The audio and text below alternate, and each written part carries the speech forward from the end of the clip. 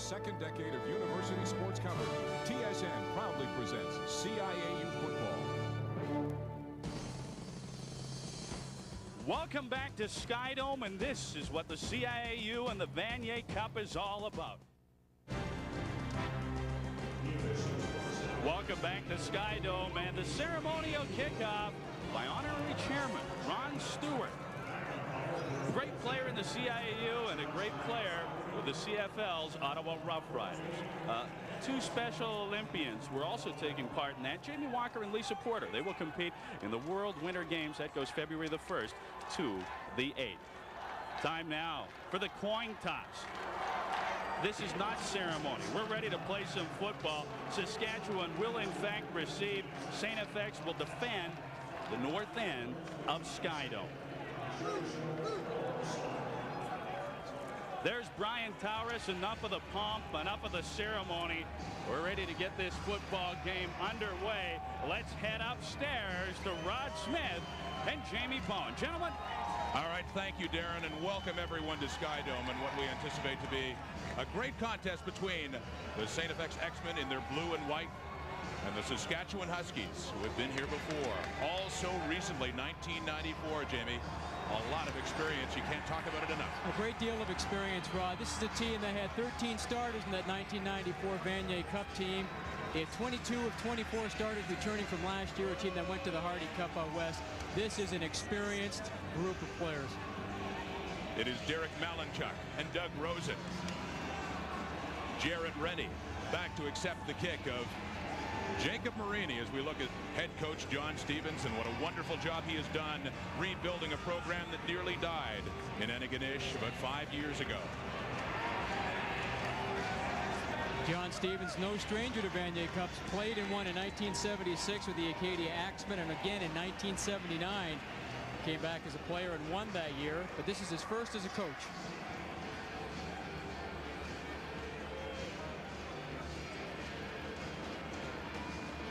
As they wait for a signal, the whistle blows. Jacob Marini is ready, and this 96 national championship is underway. A short kick down to Rennie at the 25, across the 30 to the 35-yard line.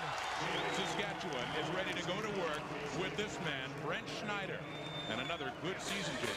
Schneider putting up again some impressive numbers. You know, one thing about Brent Schneider, very consistent. Continues to put up the same kind of numbers each and every year. Now, he's only about a 52% passer, but one thing that he does, Rod, he throws the ball down the field. Take a look at the backs and receivers. It's a good set here. Doug Rosen gets a start at tailback, fullback Jason Fielden, split end Mers at the flanker Derek Malinchuk, tight end Jason Johnson, and the slot back Jarrett Rennie. 1st and 10, Saskatchewan. They toss.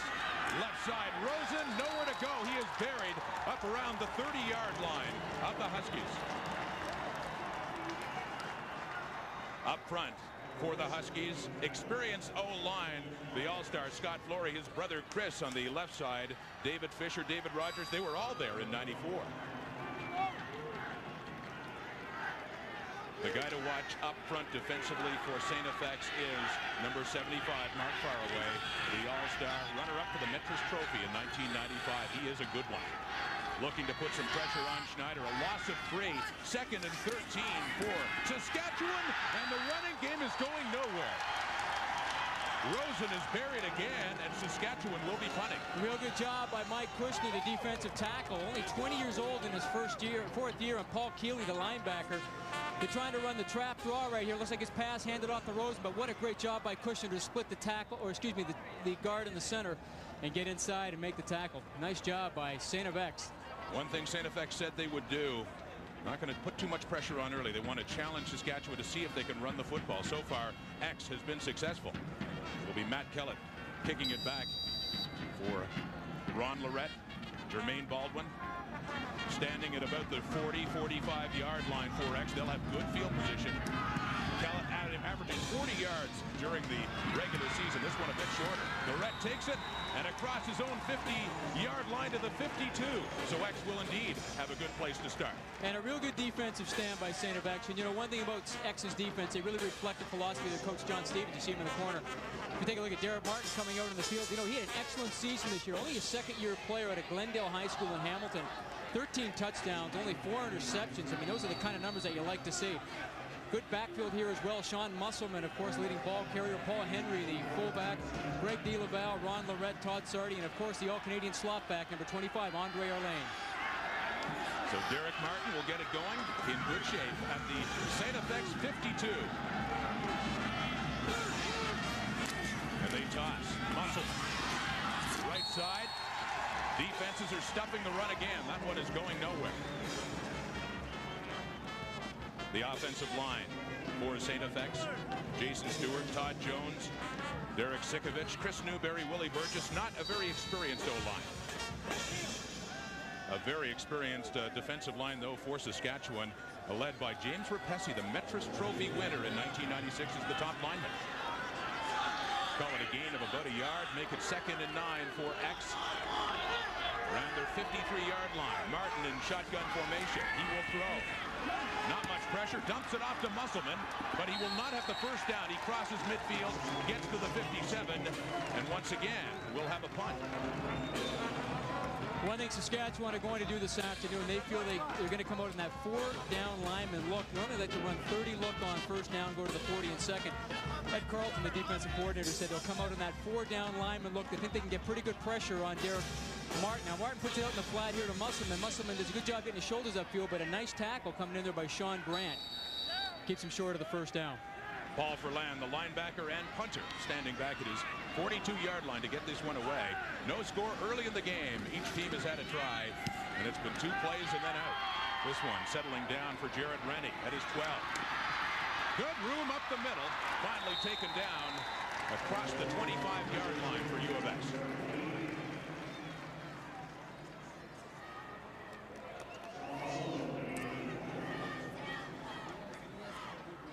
A 41-yard punt. Paul Furlan.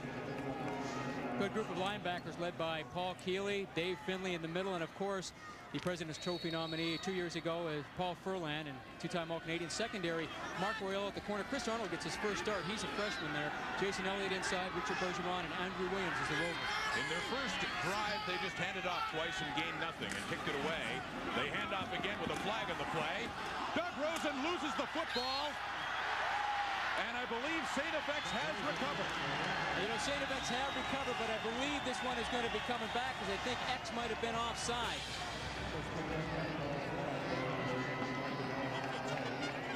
What a break early that would be for St. FX.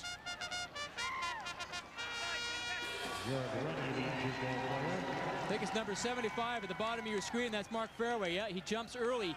Jason Fielden, the fullback, comes up, and I think he thought he was moving and he came across, but Fielden is allowed to do that because he's behind the line of scrimmage. And there is a Husky down on the field as John Stephen looks on.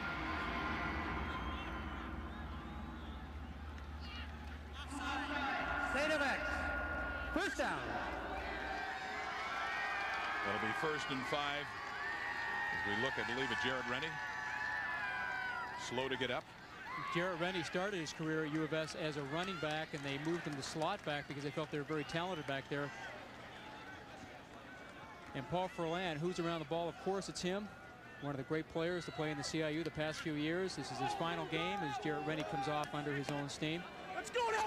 There's been so much talk about Saskatchewan being a favorite here, understandable from the standpoint of their experience. One thing Brent Schneider said, if X, what could really benefit them, a big break, a fumble, a turnover early, something to take away all this momentum for Saskatchewan.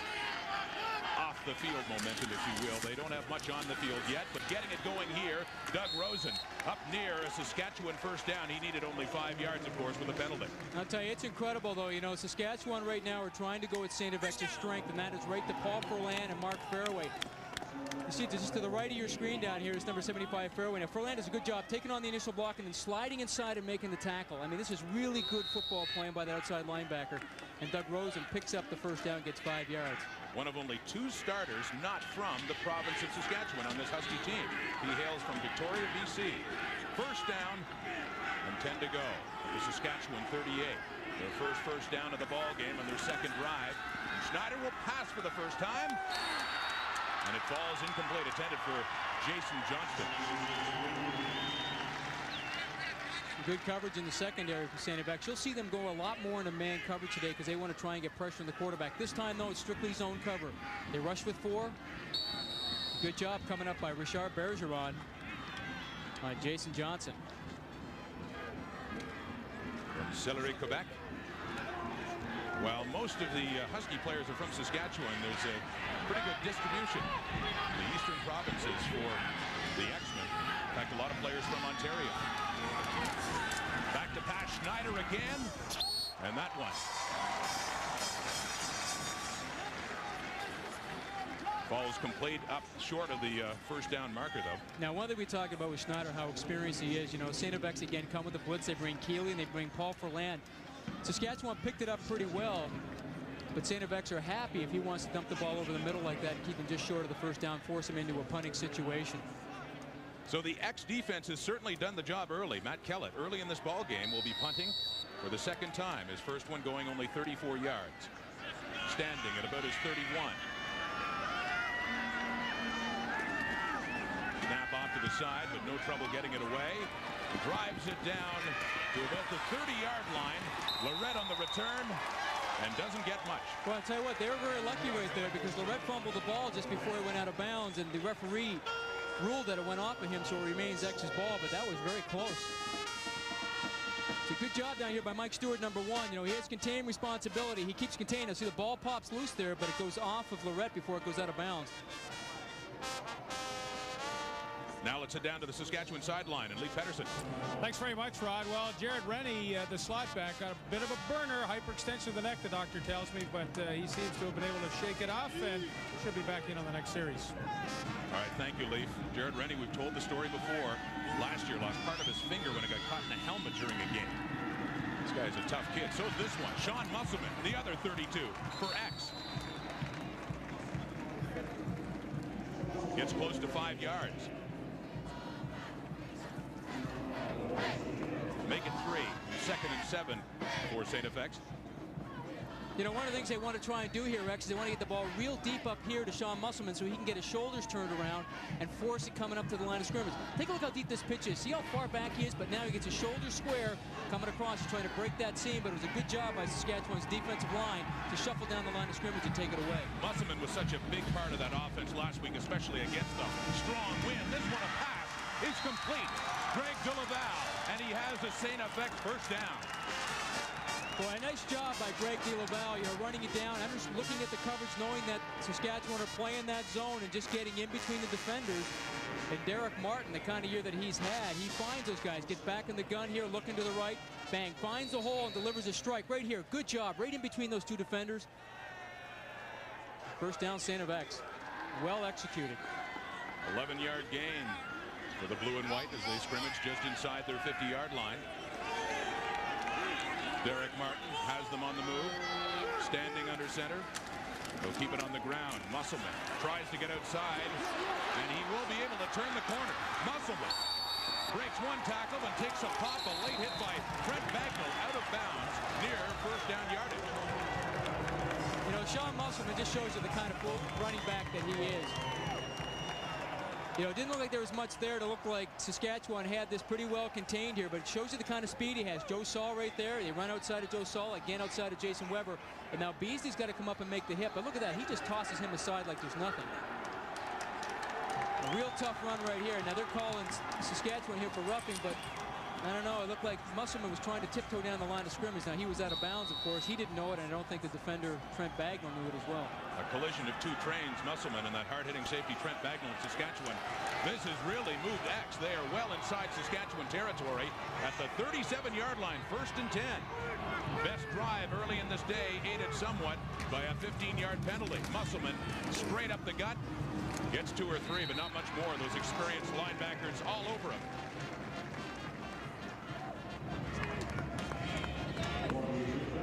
One of the great group of linebackers. 3 of the 4 of them were all conference. Joe Saul, Warren Muzica, and Trevor Lukey. But Brian Towers thinks that Steve Cornish may, in fact, be his best linebacker. Good group in the secondary. All-Canadian Trent Bagnall, of course, in the inside. All-conference corner Mike Stewart, Mike Beasley, a corner, and Sean Grant and Jason Weber as the safeties. They're being tested now, though. The X-Men on the move, 2nd and 8 at the 35-yard line of Saskatchewan.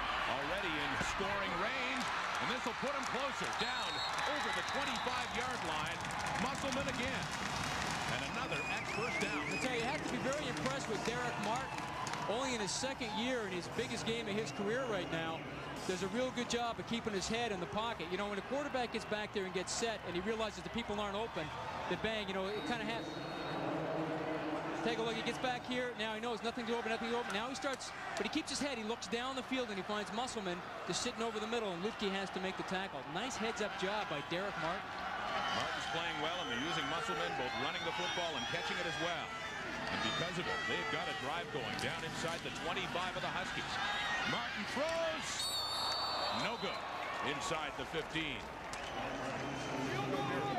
Now, we talked at the beginning of this game, the starters, but, you know, John Stevens will put Fairway into the game. You see just to the right of your screen coming across doing a clearing route, and they're trying to hit the ball into Greg DeLaval again. That's one that he should have had. You got to catch those ones in big games. But Mark Fairway continues to stay in the football game as a slot back, so he's going 2 ways. Now that may wear on him throughout the game because playing 2 ways is awful tough. So far, Martin's hit 3 of 4 and should be 4 of 4 as we saw there. Looking to pass again down near the goal line, and it is batted away. No, nice Brett job. Bagnall and Jason Weber in there. Nice job by Jason Weber. You know, an interesting story with Weber as well. In 1994, when Saskatchewan were here, he did not make the dress roster. He drove 36 hours from Saskatoon to get to this game, and 2 hours later, he went all the way back. Here he does a real nice job. Look at that, reaches in with that right arm, making sure not to interfere, and then Bagnall just lowers the boom. Big time play. We look at Jason Weber. And where these teams are so even, it seems the kicking game. This one by Jacob Moraney attempted from the 30-yard line. He had 2 from 47 last year, and he has put St. FX on the board first. A 30-yard field goal. The X-Men lead the Huskies. 6:49 left in the quarter.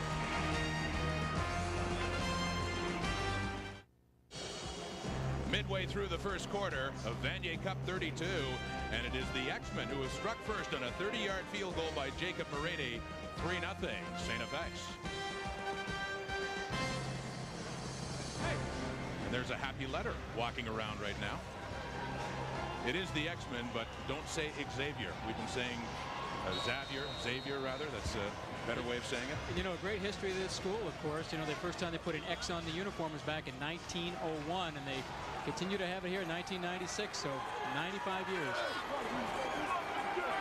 So the gauntlet has been laid down for Brian Towers. Brent Schneider and the Saskatchewan Huskies. It was a scrimmage from their 35, down by 3.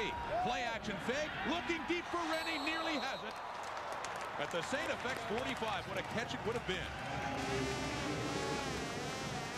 Trying to run Jarrett Rennie down the middle between the safety and the corner. Looked like they had it, but Andrew Williams comes across there, number 29, and does a nice job right at the last moment. Now he's a little shallow, but he just gets his hands on Rennie just enough. Coming across here to distract him, but that's a catch that you got to bring down in big games. 2nd and 10 for Schneider and the Huskies. With about 4 men deep. He drops back and he hits Johnston over the middle. Close to first down yardage, but not quite. He'll be short by about a yard. Well, going to be interesting here to see what Brian Towers decides to do. And I think he's saying punt it, and that's the right choice. You would have to bring up 3rd and short with Saskatchewan at the venue. That's right. Again, when they bring the linebackers blitz, you know, this is a sight read by Johnson and Schneider. Once he sees the linebackers disappear inside, he cuts it in automatically. Jason Johnson, the oldest player in this football team, by the way, 28 years old. I mentioned, sorry, that 3rd and short, of course, a famous decision by Brian Towers back in '89 against Western. That's right. Huskies lost that Vanier, but they came back the next year a much more confident team and beat St. Mary's for their first national championship, looking for their 2nd today. Matt Kellett averaging 34 yards a punt today, kicking for the 3rd time. And this time taken by Jermaine Baldwin down at his 35 and picks up about 4 yards on the return. X has the lead. X has the football. They'll scrimmage again when we come back. 5:36 to go in quarter number 1. If you were expecting a blowout, Certainly not showing. X-Men really giving a good challenge to the Huskies, leading at 3-0 with the football again. And now let's head down to the St. FX sideline and join Vic Rutter. And as the offense headed out, the offensive line coach for the X-Men, Mike Stewart, said you've got to concentrate on number 77, the defensive lineman, Joe Saul for Saskatchewan. He just has that knack, Jamie, of trying to cut inside, and the idea they're saying is you've got to keep him to the outside. That's where the pressure has got to come from. That's a good point, you know, because Joe Saul is such a rangy linebacker. You know, he's 6'5", only weighs 205 pounds, Rod. But this guy's got exceptional feet. You know, one of the great moves that he has is try to get out to the edge and then cut back hard inside. He was so good in his All-Canadian year in '94 and All-Canadian again in '96, and really saw him also at his best in the Churchill Bowl against Well. Yeah, '94, you know, he had 12 sacks, I think, coming into this game. Now, a lot of people pay a lot more attention to Joe Saul, and they're making sure sometimes they double him, they bring a backup on him as well. But X have every reason to be worried about Joe Saul, one of the All-Canadian down linemen this year. They put him down as a down lineman because sometimes in that 40 work he gets down. 1st and 10, St. FX scrimmaging from their 40-yard line. They have 40 total yards so far in this game, compared to 16 for the Huskies. And James Rapesi, Warren Muzika, they've got X all wrapped up for a big loss to set up 2nd and long. Well, you know, initially a good block by Mark Fairway. They're continuing to keep him out there at slot back for his blocking ability. But then Musselman turns it back inside, and the guy you do not want to turn it back inside and face is the Metris Trophy nominee, James Rapesi, a defensive tackle. And there's Joe Saul, who we were talking about a few moments ago. A lot of experience up front for that Saskatchewan defense. I think that so many of them, 8 on that defense, played in the '94 Vanier Cup right here against Western, a game they easily could have won. 2nd down and long. More pressure on Martin. It's picked off. Mike Beasley. Big break for the Huskies inside the St. FX 50. And you know, Rod, you said it right there. More pressure on Martin. He did not get his feet set because he didn't have enough time. He tried to get rid of the football. And he throws an errant throw. Saskatchewan sitting back in that zone defense. And he overthrows his intended receiver. Mike Beasley is right there. Take a look at this. Getting a little bit of pressure from outside Joe Saul. But who comes flying into the inside is Brandon Leatherdale, the nose tackle. And you can see going down, the ball's not extremely well thrown because he's hit as he's trying to deliver it. And a big turnover. The first turnover of this '96 Vanier Cup, and it goes Saskatchewan's way. Schneider, play action, looking deep for David Mirza. And good coverage down and around the St. FX 5-yard line. Once again, here's Lee Pedersen. Thank you, Rod. Mike Beasley with the interception. Tell us what happened on the first turnover of the game. It was man coverage, and it was 2nd and long, so I was laying off a bit. And he just ran a medium depth post into the middle, and I think the ball was overthrown, so I was just in the right place at the right time. It was just pure talent. Yeah. No, but Thanks, Mike. Back upstairs. That's a good way to get the truth out of him, Leaf. So much modesty down there, right? They'll pass again. And pressure on Schneider. Defenses are celebrating again. And X has recovered the football. Pressure by Mark Fairway, who had so much pressure last week against Ottawa U, and we have another turnover. Boy, I'll tell you what, they just overwhelmed Saskatchewan's offensive line right now. Of course, they have the 4 down linemen coming, but they're bringing their linebackers as well. It's number 53 in the middle, Keeley, and they're also bringing number 40, Dave Finley. And you can see, gets great pressure. Paul Keeley, the linebacker, drills Schneider right in the back, and the ball pops off right here. Boom, he's trying to throw it. Hey, that's a great call because the ball was not moving forward. And look who's around that football, Mark Fairway. And the officials were slow to signal. I don't know if they were considering whether his arm had actually started moving forward. Of course, it had not. So X on the move now, taking that turnover. Martin scrambling, finds a man. It is incomplete. On the other side of the midfield stripe, looking for Greg DeLaval. Now it's good coverage downfield, but once again, you have to be impressed so far by the play of Derek Martin. Even though he threw the interception in the last series, for a second-year player, very cool in this football game. Does not look like a guy who's only been in his first Vanier Cup. St. FX leads this football game 3-0 on a 30-yard field goal by Jacob Marini. And when it looked like it could have been trouble, turning over the football inside their own territory, they get it right back. Defense is dominant early in this Vanier Cup with 3 minutes to go until quarter time. From the shotgun, Martin with time, rolls right, looking downfield, and it is dropped. yard line. Ron Lorette had it in his hands, but he was really reaching up for it. Now this is a real dangerous pass for Martin. I'm sure John Stevens was kind of holding his breath as he threw it.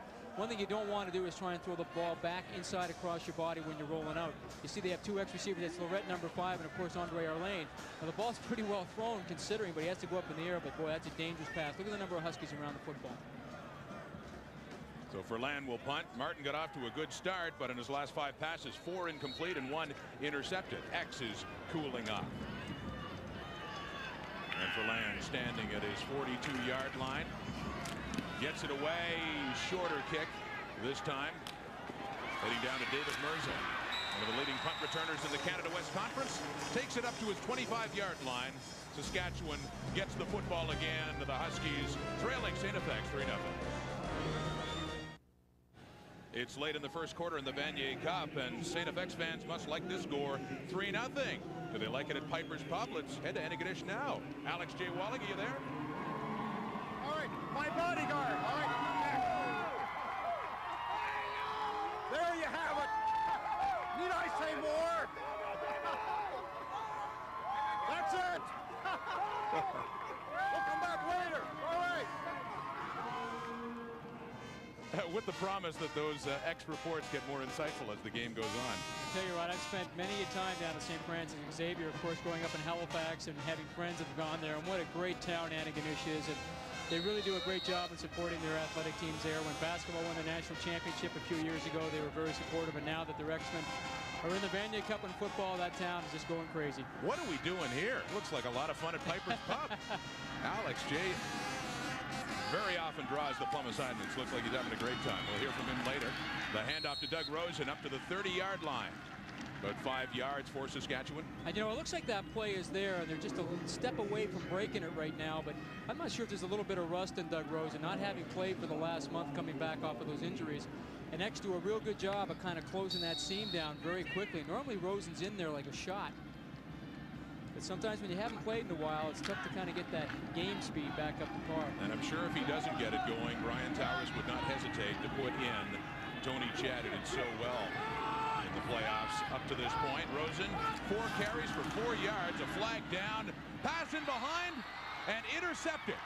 And you know, it's coming back again because Mark Fairway was offside. So 2 turnovers that X could have had are negated because Mark Fairway comes offside. Totally uncharacteristic of his play. Very disciplined, an intense player. But take a look at the bottom of your screen. Number 75 coming across. Offside. St. FX. Second down. Well, X does have the lead, but it should be pointed out that it could be a lot worse for Saskatchewan. They've got some breaks. And you know what happens here, Rod? Look how much he's perspiring right now. I mean, this is a warm building. They've been outside a lot. Starting to sweat. He's probably getting real tired right now. And when you get real tired, sometimes you have a tendency sometimes to get, you know, mentally down a little bit, mentally lazy. He looked really angry at that point. You saw how quickly he tore his helmet off. Good break for the Huskies now. They just hand off inside. It goes nowhere.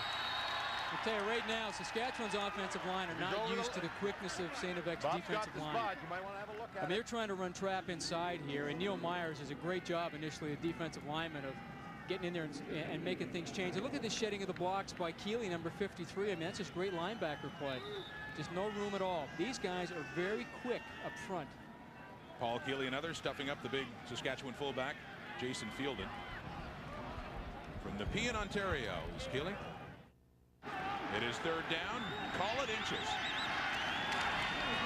And call it a first down for Saskatchewan. That's a smart play by Schneider because the defensive line lined up. There's a gap right over the left guard, Dave Fisher, and he just falls David Fisher's block and David Rogers and gets the first down. And the other part of the left side of that line, Chris Flory, the tackle, is slow to get up. Still lying down. You see it here. See, you have a bit of a gap there, and he gets in there, and Flory is taking on Mark Fairway.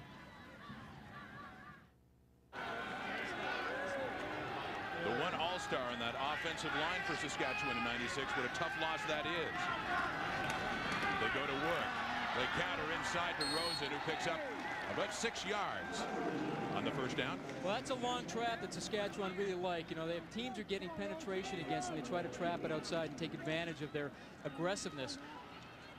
Take a look to the right of your screen. They're going to pull David Fisher. Boom, he kicks out, and now Rosen tries to come up the field, but a good tackle by Paul Keeley, number 53, the middle linebacker. Rosen trying to cut hard back against him. And Ian Hundaby is in to take the place of Scott Flory while he is off and injured on the Saskatchewan sideline. 2nd and 4. The Huskies at their 43, trailing by 3. The final play of the first quarter.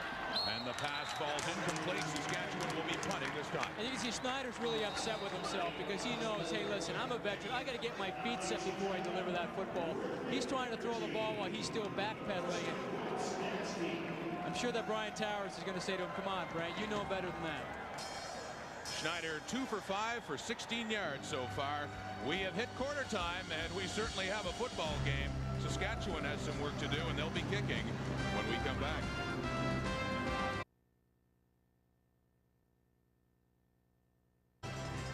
Welcome back to Sky Dome. We head into the second quarter, and boy, X certainly held his own. Jamie, first quarter stats. You can certainly see how defenses have really ruled the day so far in the first quarter, and both teams got here, they say, because they play great defense. Now let's get an injury update from Lee Pedersen. Yeah, and Rod, there's a few of them to tell you about right now. Scott Flory got speared in the ribs, but he's been able to shake it off, and he'll be back in the ballgame. Also, Doug Rosen got his good foot stepped on, and they're just going to retape that. His foot was bruised, was his right one that kept him out of the playoff games, but now he's injured his other one, but it doesn't seem to be too bad. But the injury's kind of piling up here down the Saskatchewan sidelines. All right, thank you, Lee. Boy, Doug Rosen just can't buy a break.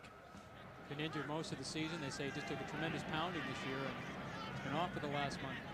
Huskies are punting now. Held up nicely again by that X defense that has been strong. Matt Kellett gets it away. Ron Lorette takes it. And he had looked to be dropping it there around the 35-yard line. X will take over, though. Well, Ron Lorette getting that St. of X bounce just kind of went right through his hands and get his elbows closed. Now to the other sideline. St. FX, here's Vic Rutter. Jamie, this is something they'd want Derek Martin to quicken his release. Two-step drop and then let it go. And, you know, that's a good point. But, you know, I thought initially at the beginning of this game that X might come out and do that because they are really concerned with the force unit of Saskatchewan. But, you know, Martin has actually had time to throw when they go back in that 5-step drop.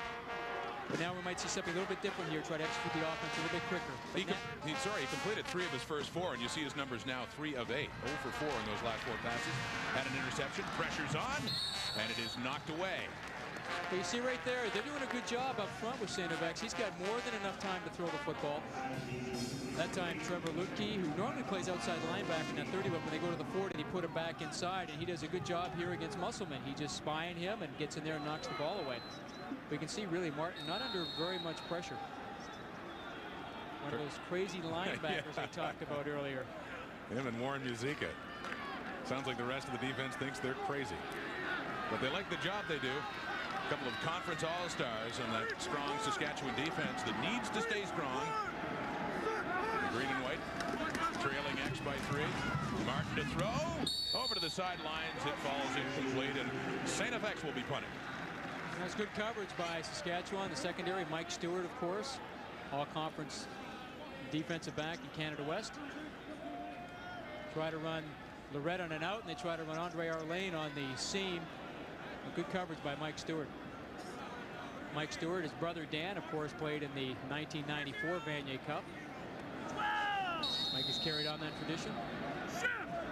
And if they carry on the tradition of that football game in '94, we're in for a dandy. That one went to overtime. Arguably the best Vanier Cup ever played. It was so exciting. Paul Ferland punt again. We've had a lot of punting, though, in this first half so far. Gets a nice roll down to the Saskatchewan 30. Jared Rennie has it and doesn't have much after it. They're trying to tug the ball away from him there, but he goes down with it.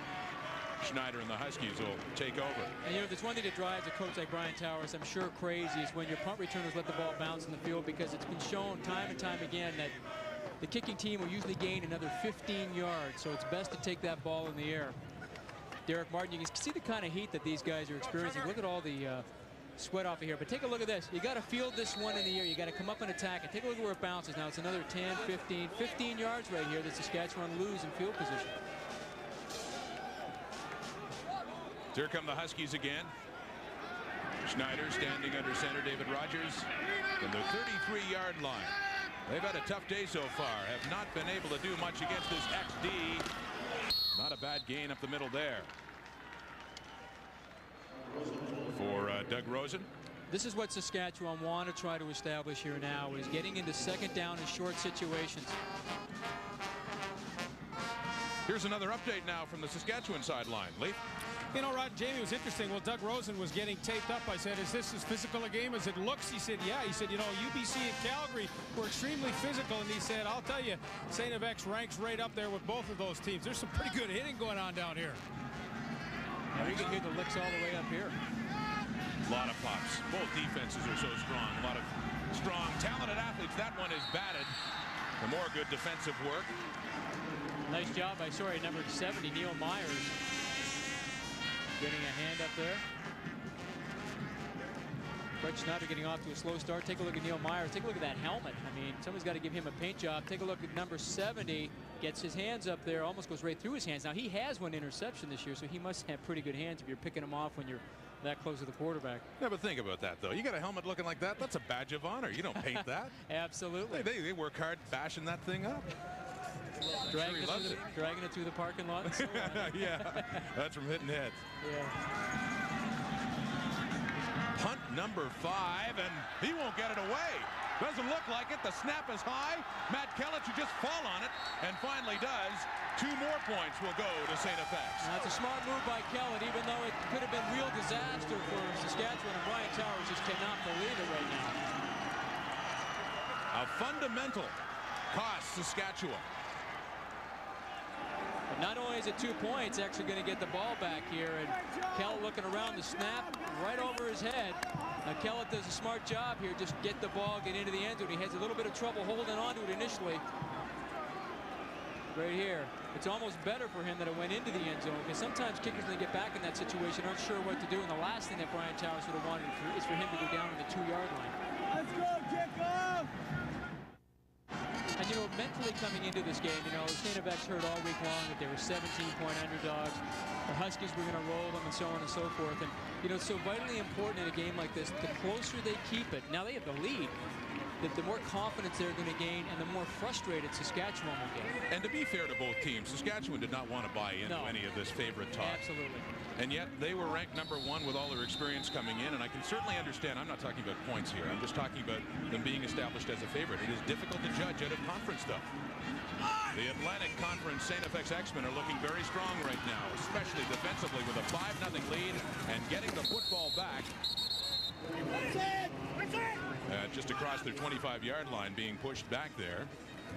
Number 15, Jason Elliott on the return. 53-yard kick and a 12-yard return for Elliott. Derek Martin, we mentioned earlier, out of Glendale High School. Another pretty good quarterback came out of there, and that was Larry Justanis, who was the All-Canadian quarterback a year ago now with the Hamilton Tiger Cats. Once again, Lee Pedersen. Well, you know, fellas, it's interesting. You talked to Brent Schneider just now. I said, what's wrong out there? Is it something you haven't seen? He said, no, nothing we haven't seen. He said, it's funny. We're so heavily favored, but for some reason, we're just not relaxed. But he said he felt like it was just a matter of time before they started to get things clicking. Thanks, Lee. That's interesting. Schneider was the one, as I mentioned before, said the whole key for X could be have a good first quarter. They had it. Sean Musselman continues to have it. Big yards up the middle and close to St. FX first down. It was a real nice play. This is what kind of goes back to that Delaware wing team, you know, offense right now with the 1 fullback, and they bring Andre Arlane, the slot back across, and they run the inside trap. They run the trap with the guard here, kick out. Andre Arlane kind of influences a lot of people, and Musselman. Look at the kind of runner he is there. We talked about that the other day, about how he's kind of a throwback to the old runners in the 1960s, you know, high knee action, you know, that kind of thing, and make it real tough to tackle. Really good blend of power and speed. Used to be the water boy for this team when his dad coached the St. Francis Xavier X-Men back in the early 80s. John Musselman, then later won a Vanier Cup with Guelph in '84, and now the coach of the Windsor Lancers. On first down, they hand off again. And this time it's the slot back, Andre Arlane, touching the football for the first time in this game. He was also a big factor all year for the X-Men. This is a great offense that they're running here right now. They give the inside trap look, and they also pull the other guard, the front side guard, and he gets around outside. Looks like it's trap again in here, but now it's not. Musselman just kind of fills inside. They hand it off to Arlane, and he gets around the corner. Now what they'll have off of this look as well is a run bootleg action. They go to Mark Fairway. Boris Muzica comes in. Pretty good block on him by Chris Newberry. Muzica sheds the block and makes the tackle, but not before St. X gained 8 yards. And credit so far to this X offensive line. Vastly inexperienced compared to that Saskatchewan front, but they have been doing the job so far. Direct snap to Sean Musselman, and this experienced D isn't biting this time. It was second and short, but they will not have the first down. Well, Trevor Lutke, the middle linebacker, read that one perfectly. Direct snap to Musselman, trying to run it up inside. More Muzica in there as well to make the tackle. Muzica, number 47, recognizes it as well, comes in and helps us out his partner, Trevor Lutke, number 45, making the tackle. Boy, you can see the kind of power, though, in Musselman's legs. I mean, he's got 3 or 4 guys all over him and continues to try and fight for more yardage. Michael Milo, Regina, used to play for the Rams. Paul Furlan, the punt for the 4th time for X. That is 35.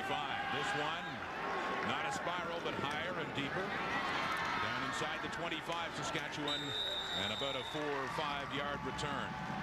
We have a flag in the field. We'll clear that up. But when we come back, 9:46 to go until halftime. X leads at 5-0. Yes, it's an excellent football game so far. If you like St. FX, and a good contingent, 5,000 strong, taking the trip from Nova Scotia.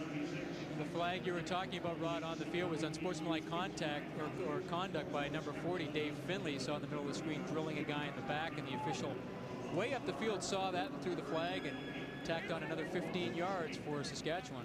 Now, if we're to assume they might have had a bit of a confidence problem, and not suggesting they did, by this time I would think they have their confidence in full stride if you're in St. FX. Yeah, no question. You know, and I think that John Stevens decided to go away from the Jumbotron. He thought they might be a bit nervous. They didn't look like they were nervous at all in the first quarter. They seem to be right in the groove right now, defensively anyway.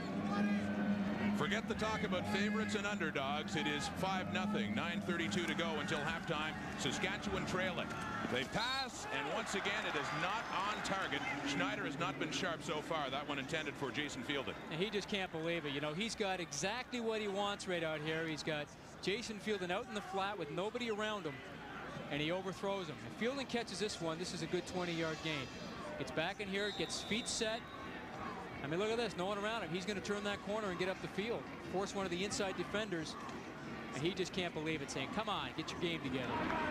Now, we talked to him yesterday, Jamie, and we asked him how he felt. He said, I had a terrible practice. Brian Towers agreed, but Towers said maybe that's a good thing. Bad practice, good game. So far, it has not been a good game, though. Looking to turn it around in the air again. Better ball, but still, same result. It falls down incomplete. The Huskies will have to punt again. No, good defense by St. X, you know, just kind of sitting back there. Andrew Williams, the rover, plays that inside safety position. Schneider getting back and play action pass, but he's back so he can attack the ball up front. See how he comes up front here, boom, makes the hit. Incomplete. Good defense right here by both players closing in on the ball. Now that ball, if it's going to be complete, has to be thrown a little bit quicker and more on a line. The last time Matt Kellett stood back to punt, the snap went over his head and he had to concede a safety. He's averaging 33.2 yards a punt, 7 less than the X average of Paul Furlan. This is a beauty, a rocket, and it goes back to a big pop and a flag down. That return by Jermaine Baldwin going nowhere. Michael Milo with the stick. Legal block. St. X. First down. As it was a 46-yard punt. Take a look at this hit right here. You see Trevor Lutke, boom, coming in here. Trevor Lutke, number 45, excuse me. I thought it was Milo, but it was a 46-yard punt and tack on that penalty yardage. And St. FX is hemmed back. I was just talking about the low average of Matt Kellett. Made up for it on that kick. Field position so critical. And it benefits Saskatchewan now. X is hemmed back. Martin throwing. And a good pop there. Out in the corner by Sean Grant. On Andre Arlane, it's incomplete. And that's a great job by Sean Grant. You know, when he came in here in the Vanier Cup in '94, he was a corner. They thought he was much better playing inside because of his hitting ability. Take a look at right here. Closing the ball nicely. Boy, gets his hands in there and pulls the arms away and gets a helmet in the back. Good job of stripping the ball. Out of Swift Current, Saskatchewan. Well, we talked about Schneider struggling. Martin has not completed any of his last 8 passes, so this has not been a quarterbacking duel by any stretch of the imagination, and the score suggests that 5-0. He'll try to throw again. And escapes and does complete this one. Arlane short of a first down. Well, that's a great job by Warren Musica. I mean, a couple of good plays here. First of all, Martin to get outside away from that Russian to find our lane. But Musica against the all-Canadian slot back. Wow, this is a big play. If he doesn't make this play, this is gone for a lot of yards. Good job here, stepping up, keeping your wits about you. Now he sees, throws back inside, kind of dangerous, but nobody there. But watch this play right here. Boom. Good job. I mean, if he doesn't make that play, he's got 2 ex-players out in front of him to block. Could be a big play. Now, that doesn't look like Warren Musica right now in the field. If you take a look around his eyes, he would have what they call war paint he likes to wear. Oh, you're calling it war paint now? I referred to it as mascara. He didn't like that. I was just going to say.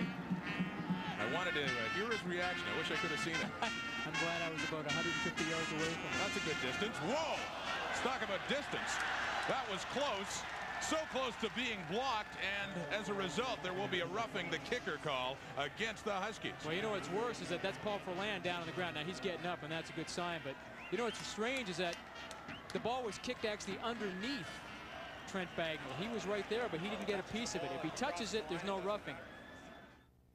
Roughing the kicker, Saskatchewan. First down, St. X. Wow. And that was a meeting of the two of the top defensive players in the country this year, Trent Bagnall and Paul Ferland. Now, you know, when you're going to come and block a punt, you want to get out in front of where he's going to kick it. Yeah, that's a good call by the official. You know, he was there just a little bit late, and once the kicker's foot is still in the air, you can't touch him. But what's more concerned right now to John Stevens is the health of Paul Ferland.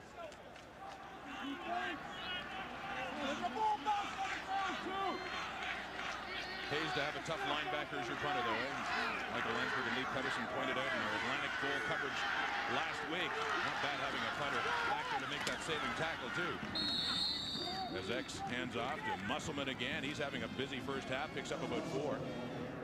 Yeah, they're having some success with this part of their offense where they're running the trap inside and bringing Arlane around. You know, Arlane just, so many people have to pay attention to him. Paul Ferland seems to be okay, shaking that off. You know, we talked about him being one tough nut. This guy sure is. Ferland joined the X-Men when they were just rebuilding. They had only 1 win in his first year in 1992. He's been around to see this steady rise. He's been there with John Stevens to make it happen. Looking for the final reward today. Martin under pressure. Trevor Lutke has him.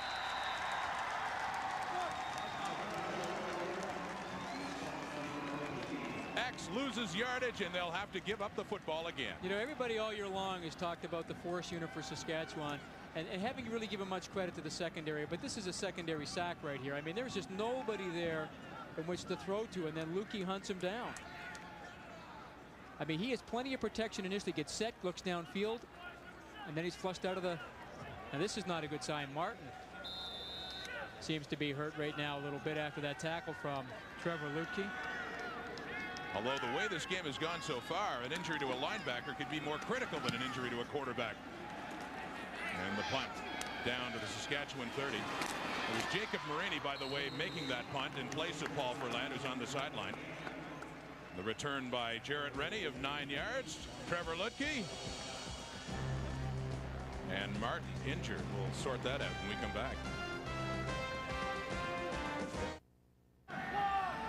First and 10, Brent Schneider. And the Huskies, an offense that has struggled every bit as much as St. FX, more so. They counter, and they struggle some more. Great defense for St. FX again. And Ferland is there. I'll tell you what, he didn't look hurt on that play one bit. Boy, Ferland, what, you know, an ultimate football player. Not only is he tough and strong, but he just reacts so well to the top of your screen. He reads it, bang, slides in through, and just around that block of number 61, Chris Flory. Paul Ferland was a draft pick of the Saskatchewan Roughriders and was invited to play in the practice roster, but chose to go back for that final year. Had he not made that decision, he could have been one of the few in Saskatchewan rooting for the X-Men today. Schneider to pass. Brendan Foble had it but dropped it at the St. FX 50. Can't blame Schneider that time. That was a perfect pass, and Richard Bergeron there on the coverage. These are the kind of catches you have to make in big football games, and Brendan Foble had one put right in his mitts. Settle in, let's go. Hustle off. One-on-one coverage here against Chris Arnold. He's the first-year player out of London, Ontario. Now you see he's wearing those glass cutter gloves. It didn't seem to help him very much in that play. Maybe he should take those off and go back to his hands. That's the first game I've seen him wear those. Brent Schneider is 2 for 9 for 16 yards. And a familiar sight is the Huskies punt again. Ron Lorette, no yards will be called. And he backtracks. And they finally take him down 5 yards further back, but it won't matter. Penalty against Saskatchewan. A 33-yard punt. Yeah, it's a good heads-up move by Lorette. You know, knowing that the flag has probably been thrown because he was right in there on him and trying to make some more of it, maybe get a touchdown out of here. You see it was number 4, Mike Beasley, down in there encroaching on that 5-yard area, and Lorette trying to get back outside, use his good speed. First down, St. X. Let's get another update now from the Saskatchewan sideline. Leaf. Well, fellas, you've been talking about Joe Saul today, probably the best pass rusher they have. He has really been fighting the flu bug the last couple of days. Now, they've been pumping as many fluids into him as they could, but he's had to go to the locker room to go to the bathroom as a result. And believe me, after every series, he looks like he's near death. He is not 100%. Interesting, and yet Saul has not played too badly, and that defense has been strong. Arlane gets outside. He's got lots of room. Andre Arlane. The 20, he's gone. Touchdown, Exmouth. 53 yards.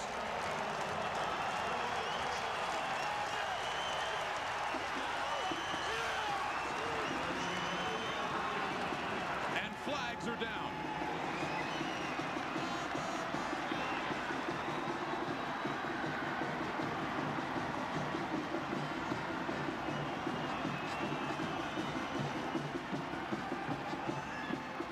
Leaf just talked about Joe Saul right here being kind of hurt. This is a guy they're going to block. They're going to fake that trap inside, pull the guard, kick out Joe Saul, and Arlane's going to come across and go right up the seam. Unsportsmanlike conduct, St. X. Joe Saul gets ripped, bang, bang, right there. Boom, they cut it up, and now he cuts it up, and what a great job right here, cutting around the corner and cutting back inside. Good blocks downfield by Lorette. Nice job of letting him go, and then Arlane waltzes into the end zone. And afterwards, objectionable conduct was called after the touchdown against St. FX. They'll tack that on in the kickoff. Jacob Morady with the point after. And one team is assuming control of this game, and it is not Saskatchewan.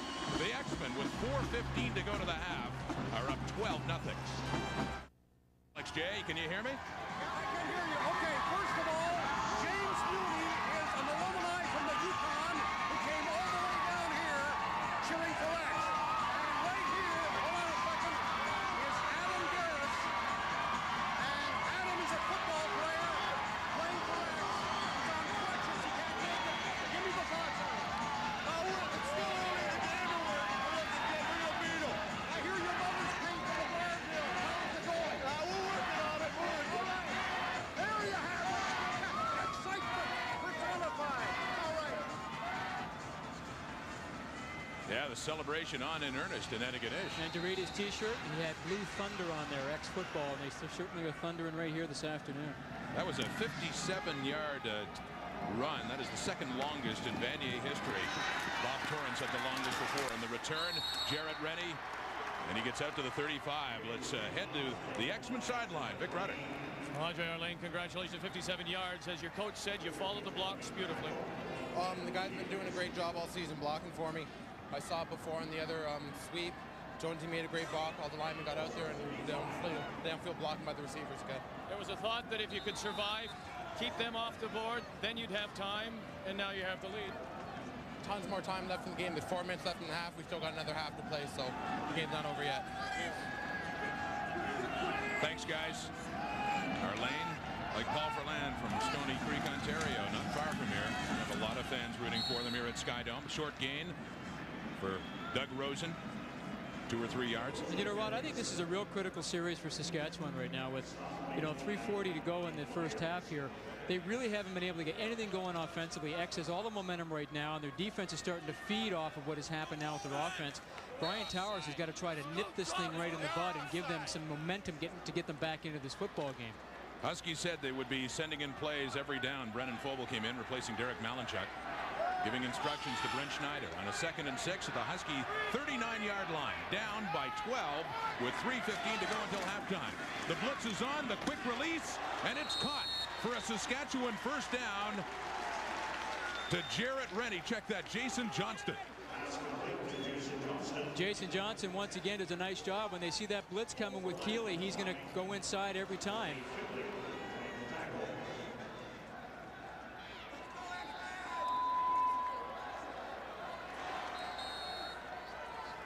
Some pretty good popping going on inside there. This has been one physical football game. And that is the first Saskatchewan first down of this quarter. And just 3 minutes to go. Just under 3. There's another first down. Schneider completing it over the middle to Derek Malinchuk. Now this is the Saskatchewan offense that we've been used to seeing in the last few weeks. You know, they've finally gotten their wake-up call right now. A little crossing pattern. They bring Malinchuk inside. That's a really nice thrown ball by Brent Schneider. And with that, they are on the move. They are in X-Men territory. The St. FX 45-yard line. Tony Chad in the ball game for Doug Rosen, who has been hurting. As Leif Pettersson had pointed out before, his other foot this time. Chad, more than capable. Well over 300 yards rushing in the last 2 games. Tries that toss that worked so well before, and Paul Ferland had it all wrapped up. You know, that's a great job by Ferland, but you know what Tony Chad's got to do here? He's got to read the block. Ferland has primary containment responsibility. Takes him on with his inside shoulder, making darn sure that he's not going to get outside. And now Chad runs it outside, and that's exactly what he wants. Fielden wasn't a bad job here by Fielden. But I'll tell you what, you got to cut it up underneath inside. And a loss of 7 for the Huskies. Driving them back to the X-Men 52. You want to know what kind of play that is? Jason Fielden is the strongest player in the Saskatchewan team, and Ferland beat him. Schneider will pass. He's got a man wide open. It's Malinchuk again, trying to reach for the first down, and he does not get to the first down marker. Yeah, once again, Brian Towers is going to have to make a decision here, but I think he's looking at the clock with 2:13. I think they are going to maybe go for it. Now, this is in Kellett's field goal range. Big long ball way across the field, shows the kind of strength he has, but a nice job here by Mark Royale to keep him short of the first down.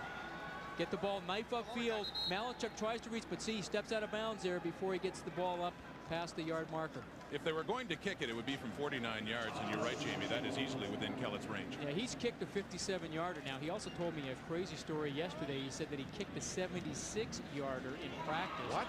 When he was in Colorado with a wind behind him. I said, I'm not so sure I believe that. A little wind and some thinner air? I guess, I don't know. 76 yards. And maybe a lot of helium in the ball. No one pressuring him then, I'm sure. Okay, let's go. Let's go, field goal. Field goal. No. I like What they're going to do, they're going to go with a field goal. Get the points, especially when you have a kicker like Kellett. You know, Brent Schneider still seems to be holding his composure. Look at him. He's just kind of smiling, kind of laughing, thinking that, you know, nothing to really worry about. And to his credit, they started to have a good series there. I mean, he started to complete the football a little bit, get a little bit more in the rhythm, and now they're going to give Kellett a chance to kick it. I asked him yesterday, I said, what's it like kicking in here in the dome field goals? He goes, well, you know what? It looks like those goalposts are very narrow. It's because the posts that he's used to are not as high, and so it gives it that illusion. This one, I said 49, check that, of course, 44 yards. Kellett easily within his range, and he will have the distance. But it goes wide. And all St. FX has to do, Jamie, is get it over that goal line. That's right, and the ball will come out to the 20-yard line. They instituted that rule to encourage teams to return the ball after missed field goals. And all they have to do is just get it across the goal line, and it's marked back at the 20-yard line. You know, it was a good snap, good spot, good hold. Just hooks it a little bit to the left. Doesn't miss it by that much, but nonetheless, goes for a knot. Then he just gets it out and goes down. Smart move. By Jason Elliott. Bring it out. 2:03 to go until the half, and another break goes the X-Men's way. They have played excellent football, especially on defense in this first half. Coming in as heavy underdogs. We're not underdogs anymore, that's for sure. Sean Musselman. He'll try to get outside. He won't. They have him tied up for a huge loss. He's still on his feet. Well, they blew it down. Now, that's a good call because his forward momentum, it stops, and Sean Grant was all over him. But it shows you how tough he is to bring down this guy, Musselman. Guys going to just bounce off him. Trying to run sweep outside, but Sean Grant has perfect leverage on him and just wraps him up. And see how strong he is. And then see Joe Saul comes in and actually knocks Sean Grant off. Musselman kind of complaining, saying, hey, I wasn't down. I still had room to go.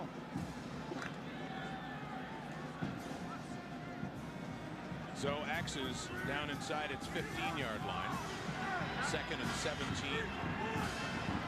1:39 to go until the half. They lead by 12. Martin passes complete over the 30 and a first down, St. Effect. Okay, what a big play by Derek Martin. Huge play. You know, that's one thing you think about. You got a young quarterback in there. You're back in the shadow of your own goal line. You've got a 12-point lead. You don't want to give the defense anything. And he sits back here as calm and cool as a cucumber and delivers a big strike to his favorite receiver, Andre Arlane. Take a look at Martin just kind of standing in there waiting, and great protection by that offensive line. And you know, this offensive line was a bit of, they came into this game a bit suspect a little bit. People thinking they were inexperienced, but they've done a tremendous job so far this afternoon. And you noticed him afterwards limping a little bit still. It looks like that ankle is quite tender. They hand off, and Musselman has big room once again up the middle. But 8 yards in the carry. Well, again, they're going back to that trap sweep with the slot back, and Derek Martin still limping a little bit and favoring that ankle.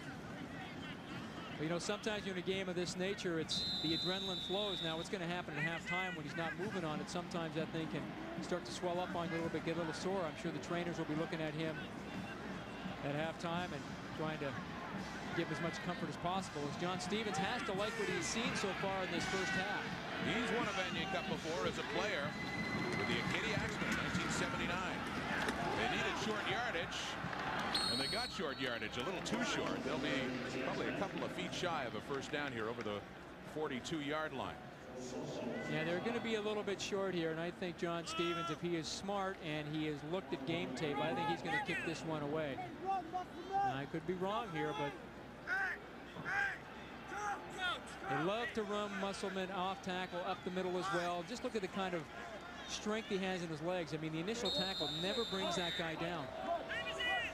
And this is a smart move. Oh, I would have been shocked if they'd gone for it with a 12-point lead and 44 seconds left. Well, you think he probably looked at the 1989 Vanier Cup and realized that Brian Towers, almost in the same situation, made this play with about 45, 50 seconds left to go in the half. Because really, when you think about it, with 50 seconds, even if X get the first down, where are they going? Are they going to get into position to score? Probably not. They'd be content to run out the football in the first half. Once again, it's the kicker and backup punter, Jacob Marini, to do the job with Paul Furlan injured. Hurt while trying to punt, which is somewhat ironic given that he's a linebacker and used to a lot more hard-hitting situations than that. Marini gets a nice one away.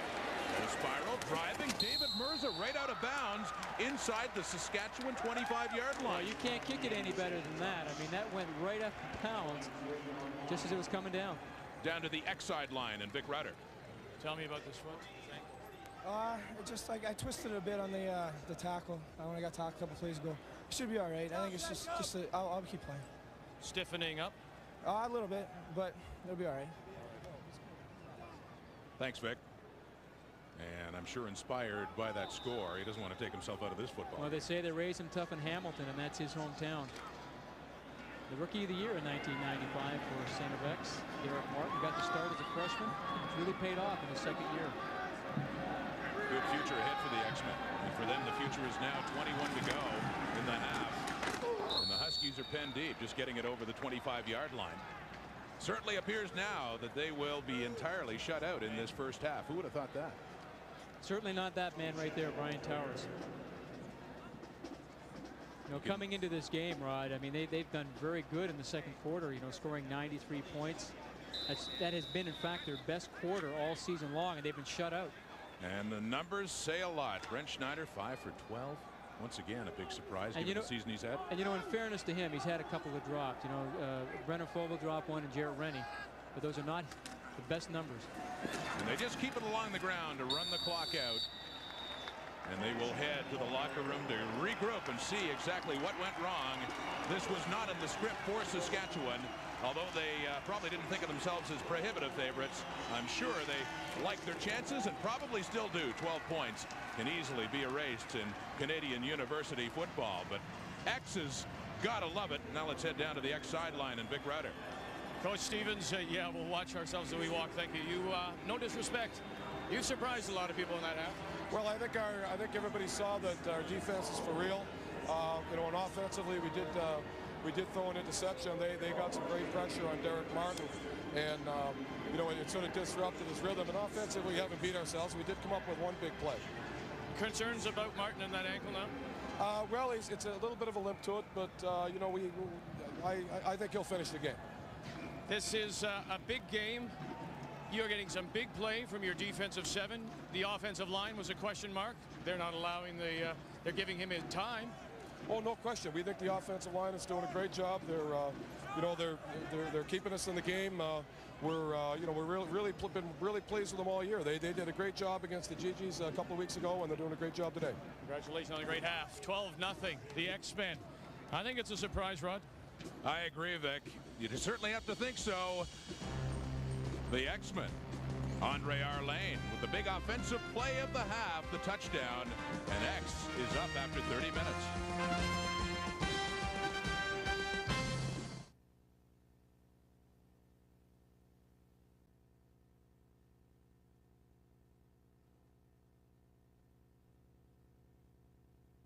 We are now 30 minutes away from crowning a national champion. And how about Robert Tarr? He was victorious as he won a brand new Geo. Not a bad deal at all. Let's head down to the sidelines. Here is Leif Pettersson. All right, Darren, with head coach Brian Towers, your team has not trailed in any ball games this year.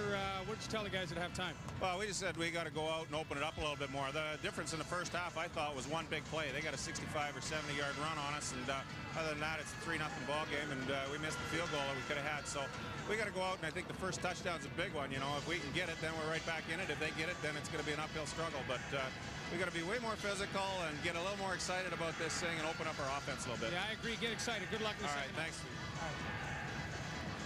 All right, thank you, Leif. We look at John Stevens there. Must have enjoyed what he saw in that first half. You know, I thought it was a great point that Leif was making with Brian Towers about excitement. You know, that's one of the things that when you're coming into a game like this, you have all that experience. Sometimes you don't really appreciate the moment as much, and you're not as excited. I think St. X continues to be excited. If we take a look at Derek Martin, he seems to be ready and raring to go right now. They probably take his ankle up at halftime. And St. X kicks off again. Jacob Marini. Once again, short, down to the 20. Jared Rennie across the 30, the 35, still on his feet, and up over the 45-yard line. And a good start for Saskatchewan. Needed to swing some momentum right away. Brent Schneider not having a great first half. Then again, neither did Derek Martin. No, both of them just completing 5 passes. Now, they did have a few dropped early, but nonetheless, those are well off their season numbers.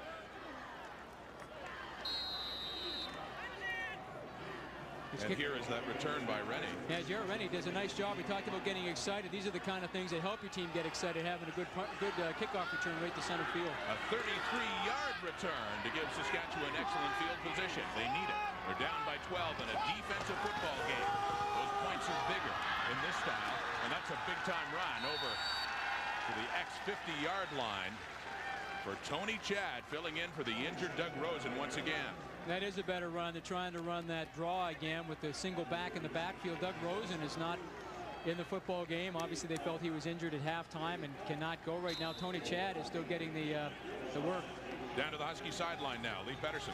Well, Rod, yeah, Doug Rosen said his bad foot again is acting up on him, and he's not going to start this second half, as you can see. Still on his feet and walking around, though. How frustrating it must be for him. Watching Tony Chad get so much work. Not much work there, though. A loss on the play. I tell you what, they're trying to run counter there, bringing back, you know, Scott Flory and Tim Kusel. And Neil Myers just reads this instantly. When the guard leaves, he gets right in his pocket, and he closes hard inside. Take a look to the right. They're bringing the guard across. Look at, he just slides inside off of that block of David Rogers. And drops him for a big loss. Neil is well marked up there as he look at the difference in the rushing yards. Saskatchewan ran the ball so well in their last 2 games. And Kellett, the snap hit the carpet, and he does get it away. They didn't have much of a rush on.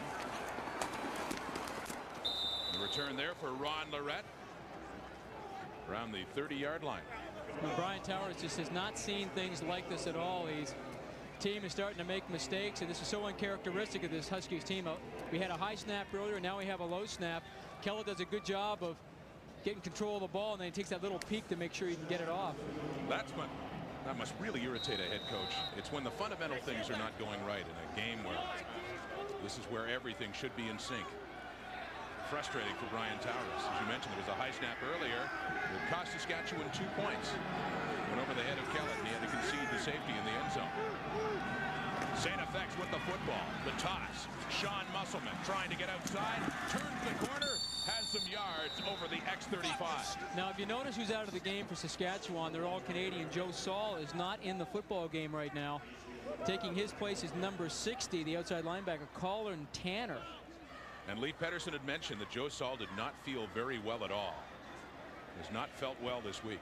And you can see Tanner, number 60, just to the left of your screen, trying to get outside and trying to scrape down the line of scrimmage. A good run by Musselman. You know, he waits until the last possible moment, sees that kick out, and then he cuts up underneath it. Saul up on the sidelines. And apparently it was just an equipment problem with Joe Saul. So he will be back in that football game shortly. Shotgun. Martin pressures on. They've got him. And a flag on the play. Martin buried inside his 30-yard line. I've got a hold on number Mike Milo did a great job of coming off the edge that time. I mean, there was no fancy moves. He just gave that old bull rush and got around the corner and went right into Derek Martin.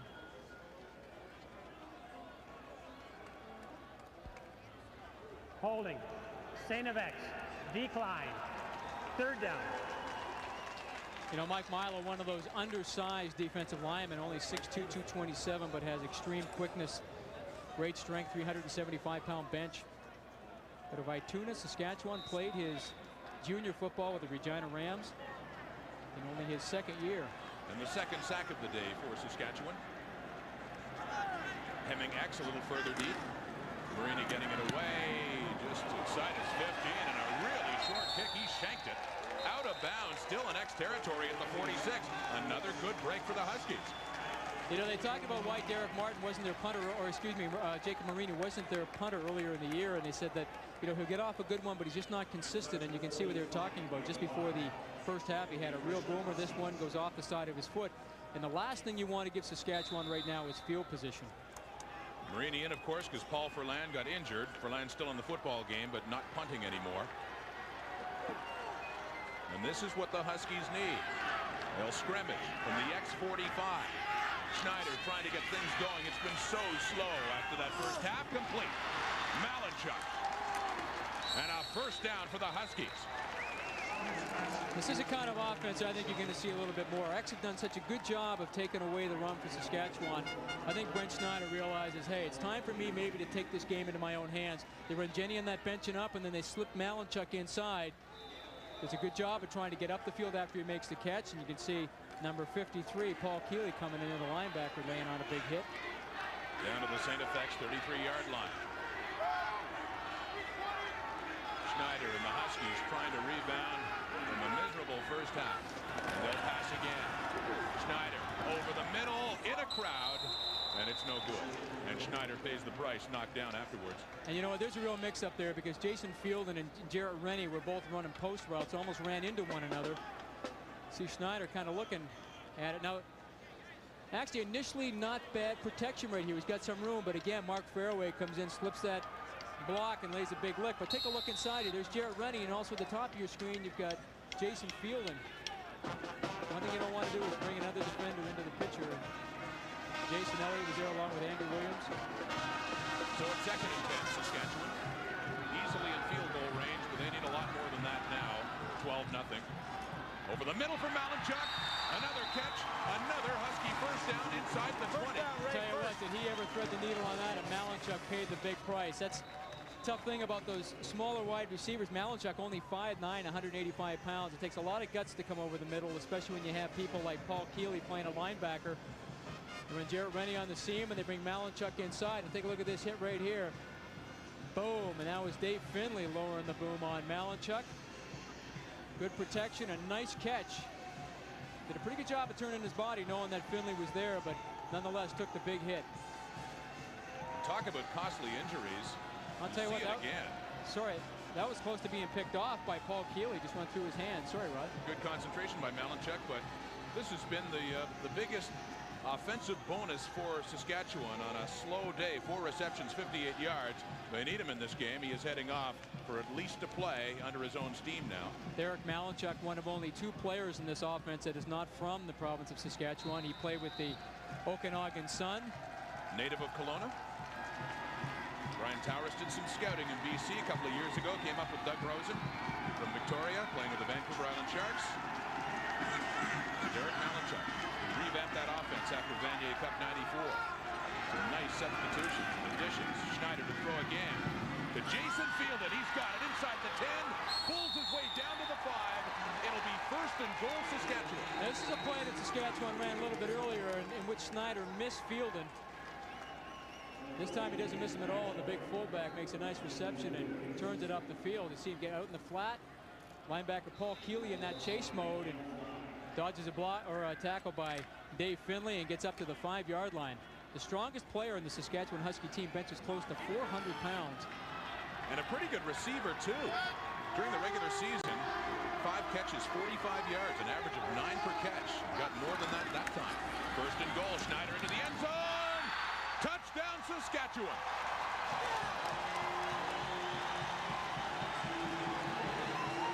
Jarrett Rennie gets the Huskies on the board. Tell you, it certainly pays to have a veteran quarterback like Brent Schneider in the game. We talked about how maybe he might have to take this into his own hands to get one-on-one coverage. Jarrett Rennie against Richard Bergeron just does the out and makes a nice over-the-shoulder catch just inside of the end zone to put Saskatchewan on the board for the first time. One-on-one coverage. Nice little move, gets outside. Nice catch. And do you think Brent Schneider is waking up on that drive? 4 for 5 and 99 yards for the Husky touchdown, which has just been converted by Matt Kellett. 10:04 to go in the 3rd quarter. And the Huskies are right back in it. On this touchdown, they trail by 5. After a terrible first half for the Husky offense, they're right back in it. Here's Lee Pedersen. Thank you, Rod. You know, Rod Smith said upstairs you look more relaxed on that drive. You were. Yeah, I think that you know, if we wouldn't have got stopped in the end of the first half there short on that first down, we might have got things going. And we've sort of picked it up where we were there now, and we're much more relaxed. What'd you say to the guys in the huddle on that drive? Well, I was just saying to the guys when we got down close, I said it's sure nice to be down near the end zone for once today. It's a good feeling. So we got to punch them in when we're there, and we did. So you're back in the ballgame now. Let's check in with Vic Rauter on the St. of X sideline. And the ex-quarterback, Derek Martin, the minute he left after his final scrimmage, he sits down, elevates the foot, the ice goes on, and he hasn't left his position, and he won't until after the kickoff. All right, thank you, gentlemen. And Jamie, to see Brent Schneider smiling like that, even though they're down, that is the mark of experience, not only the player, but the team. I think they're very confident at this point, even though they trail. Yeah, and tremendous confidence that he has right now. I mean, one thing he realizes that, hey, they were really out of it in the first half, and in one series, you're right back in this football game. And they could have been trailing by more. It is now incumbent on X to take the momentum back on the return. Jason Elliott up to his 35-yard line. A good drive, as you see, for the Huskies. 5 plays, 45 yards, and they did it all in under 2 minutes to get it to this guy, Jarrett Rennie, for the Husky touchdown.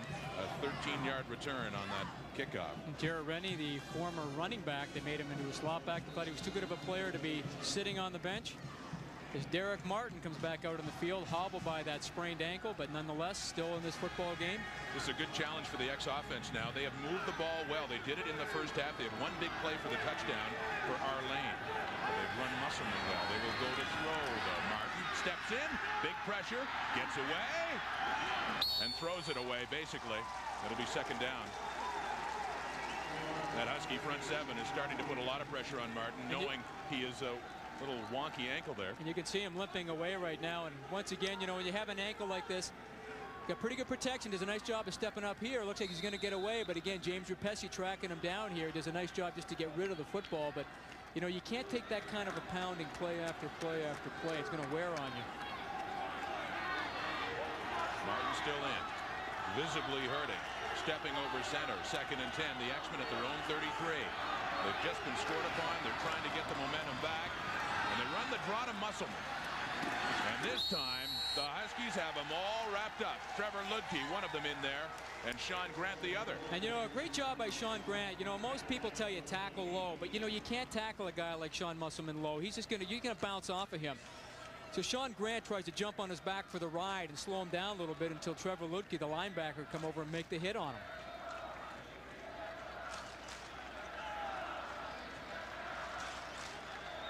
Paul Furlan, after a shank by Jacob Marini, the backup hunter, the kicker normally, Furlan is back in there, standing at his 20.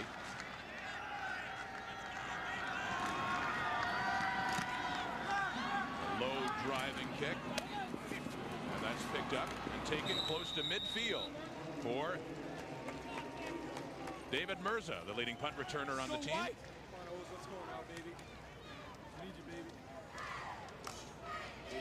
And a reminder to stay tuned at the end of the football game for the TSN Turning Point, brought to you by Apple Auto Glass. Defense!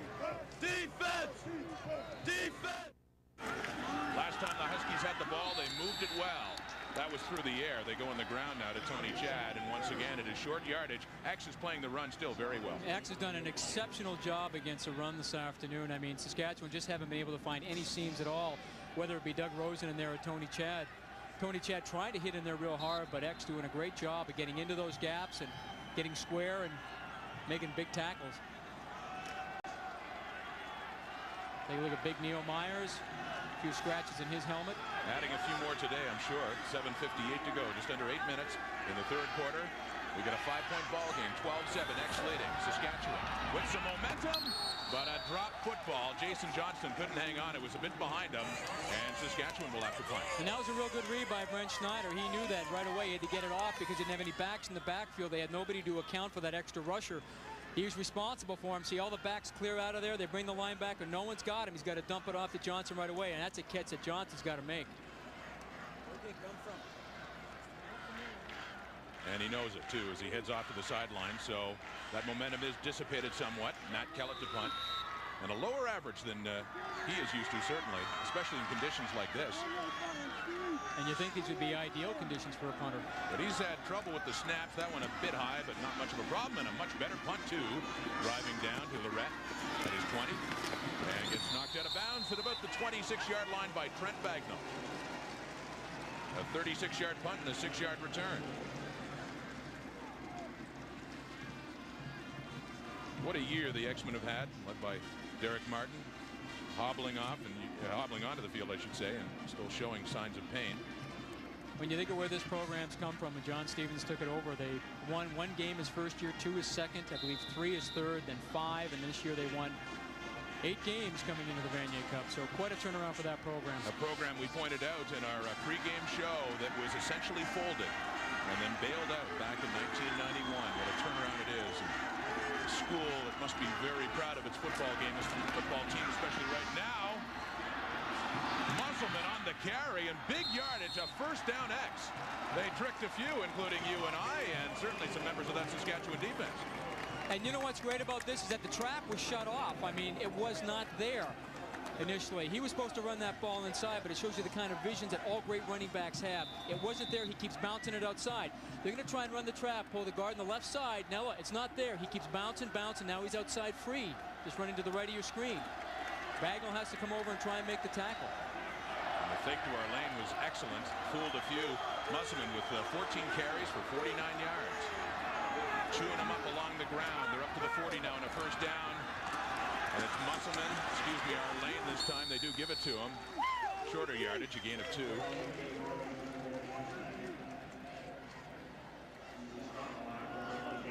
And there you see it. The last 5 years, that's when Stevens took over. In 1992, they went 1-7. They suffered through it, but got a little better each year. And last year, when they lost to Acadia in the conference final, they made a decision and they came up with a motto, and that was unfinished business. You know, one thing about this team too is not a team that has a lot of 5-year guys on it. I mean, this is a team that's going to be better possibly next year than they are this year. They will lose Paul Furlan, their only 5th-year guy, and Mark Fairway said that he would not be back as well, even though he's only in his 4th year of eligibility. Martin, pressure's on, they've got him.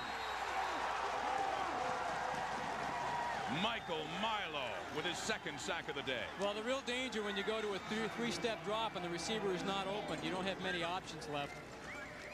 At that time right there, Derek Martin looking back to throw to his right side. Nothing's there, it's covered. He's looking at Andre Arlene coming inside, and now he's got to try and make some things happen. I'll tell you what, those routes are timing routes, and when it's taken away initially, there's not a heck of a lot you can do. You see Mike Milo comes down and tracks him down and comes up with the sack.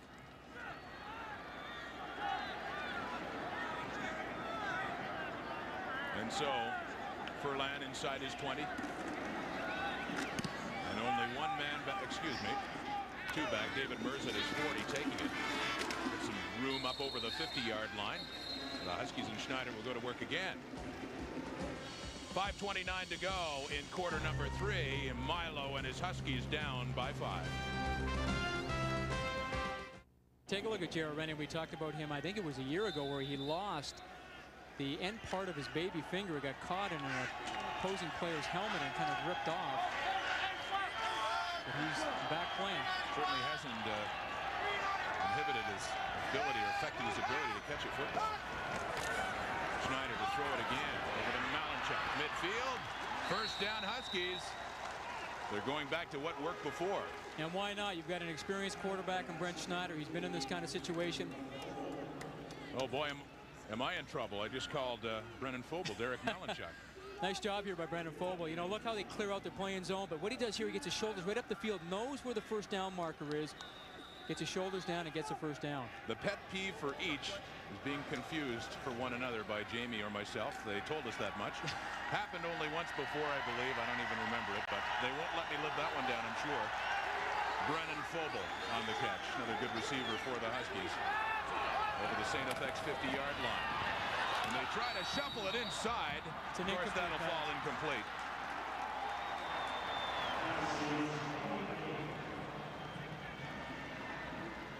And that's something we really haven't seen Saskatchewan run a lot of. We saw it in the Hardy Cup game a few times. They have Tony Chad coming across here, and they're trying to let penetration come off the corner with Paul Furlan, take advantage of his penetration.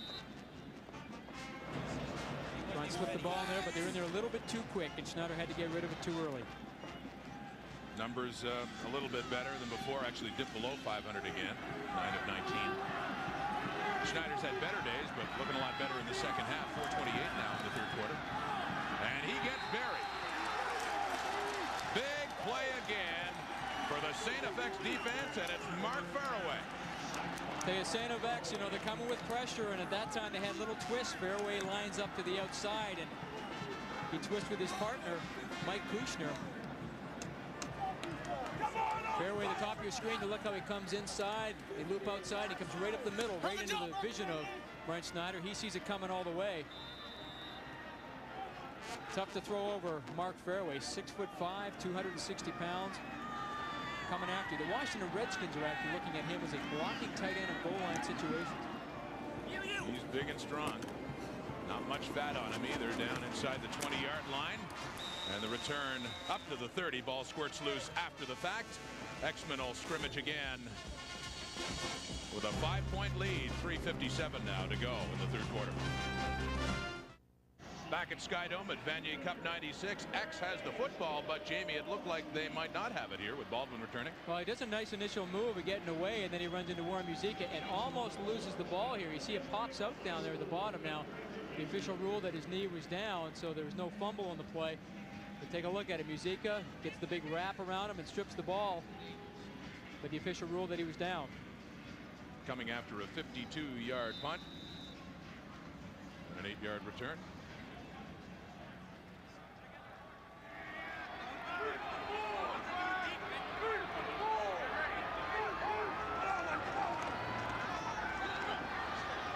Set up the screen over to the side to Arlene. He gets outside. And up to the 45. First down, X. Another big play for the guy that has accounted for the only St. FX touchdown in this game. You want to see what kind of an athlete this guy is. This play will show you. Now watch the screen outside here. He's way outside of the lineman. No one there to block for him. Look at the move he puts on Sean Grant. I mean, he just leaves Sean Grant's back on his heels, standing outside. Andre Arlane looks like he's blocking, slides outside. Now the linemen are trying to slide out there and give him a hand, but he doesn't need these guys. Look at that move back inside. Boy, that's a big-time play by Andre Arlane. Takes some pressure off X. At their 45 and a first down now. Clock ticking down to three-quarter time now. 3:18 to go.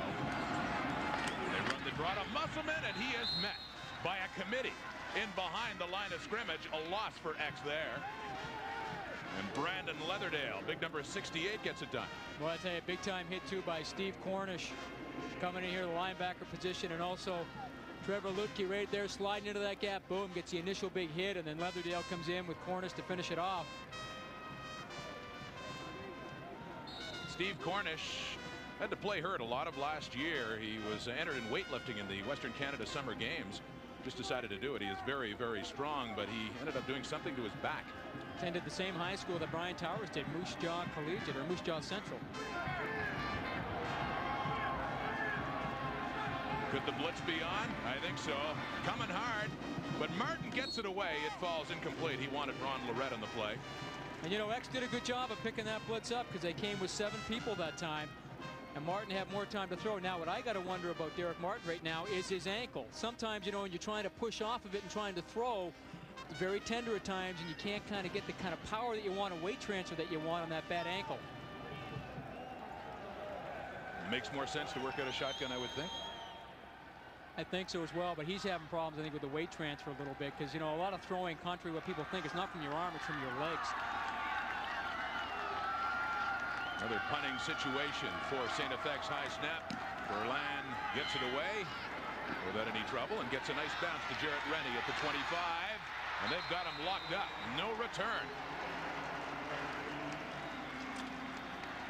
And a nice downfield tackle there by Danny Duran. Well, that was a nice play by Danny Duran. Being blocked, and he still comes up with a tackle. You see they're talking to Derek Martin on the sidelines. And to find out how his health is, give him a few insights of what's going on out there. Down to the Husky sideline now, and Lee Pedersen. All right, Darren Malinchak made a big catch on that last scoring drive. The ribs are not too good. No, they're not at all. I took a shot in the back on a slant, and I don't know if I bruised him or broke him or what. We just can't figure out which way to sort of run right now. All right, back upstairs, guys.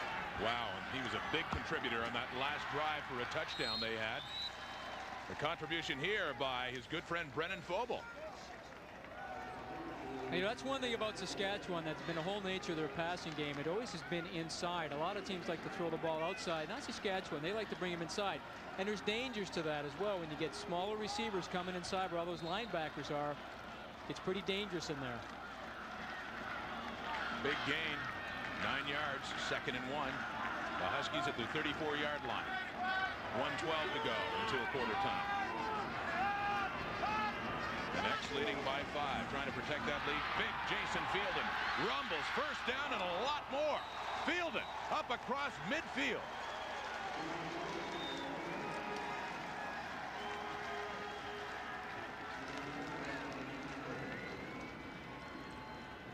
A 21-yard gain for number 21. You talk about Jason Fielden being the strongest player in this football team. I mean, this is just a nice job of reading where the blocks are, and now he gets going upfield and gets a lot of things going, this guy, and a tough guy to bring down. Really gets popped by number 24, defensive back for St. FX, Chris Arnold. 1st and 10 at midfield. The Huskies on the move again. Fielden again. This time a much more modest gain of about 3 yards. Making 4. You can see now, though, that Saskatchewan are starting to get off the ball a little bit better right now. And see Richard Bergeron kind of hurting that last play, but you know, Fielden there getting close to 5 yards. You wonder as a game winds down how big a factor an experienced O-line like this is on a football game. I think it's a huge factor here, Rob. These guys have not panicked all day long, and they haven't had really much to be excited about, but starting to get some things going now. That whole left side is all around in 94. down at the X20. And Schneider once again finds himself sitting on the carpet.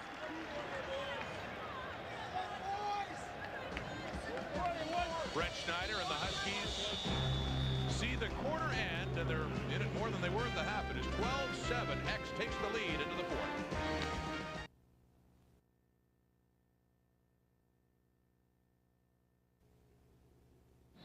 Welcome back to Skydome in Toronto, and as we head to the fourth quarter of Vanier Cup 32, not only is X in it, X has the lead. St. FX 12-7 up on the Saskatchewan Huskies. At three quarters, U of S got the offense going a little bit more there. Well, you can see the passing yard is starting to pick up for University of Saskatchewan. Brent Schneider starting to have more success throwing the ball, but nonetheless, what Saskatchewan would like to do is run the ball, and that's a real tribute to that X defense that they've only allowed 50 yards rushing. What are they playing for? Have a look. Well, last week they played for that, of course. The Grey Cup. Playing for the Vanier Cup here, but nice that the Grey Cup could make an appearance. See how the Vanier Cup's doing? Watch it get carried around Skydome. High snap again for Kellett, and gets a pretty good punt away. Given the circumstances, down to Lorette of the inside the 20-yard line, but that has been a persistent problem today. The long snaps, a 36-yard kick.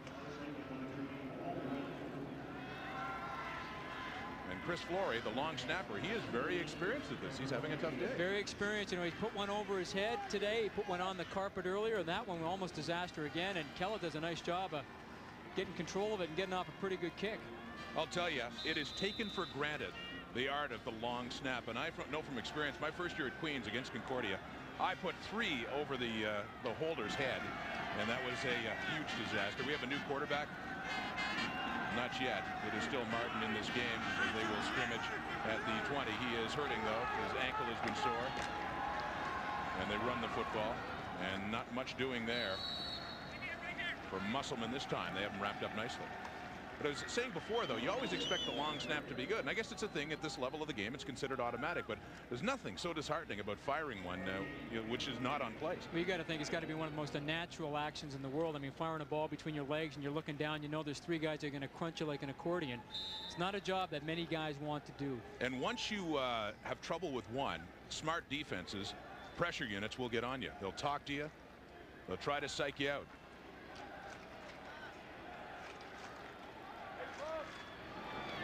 But it is something understandably taken for granted. This a shorter long snap, shotgun formation, 2nd and 7 for Martin. Flag in the play, they swing it out from Musselman. Got some room, takes a good pop by Trevor Ludke, short of the first down.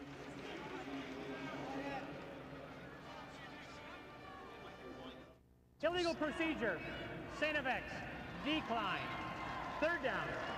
So no reason for Saskatchewan to take the penalty, of course, because X will be punting the football once again.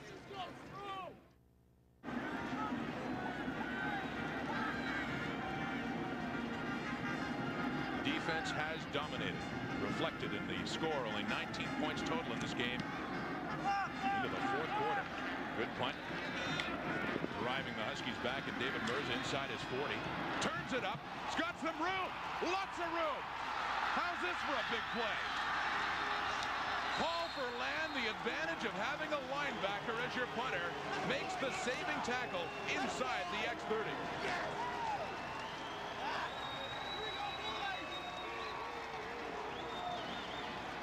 Nice job by David Mirza to get outside. All X gets inside here. Now he pops it around the corner. Now he has his personal escort, number 62, Tony Bench.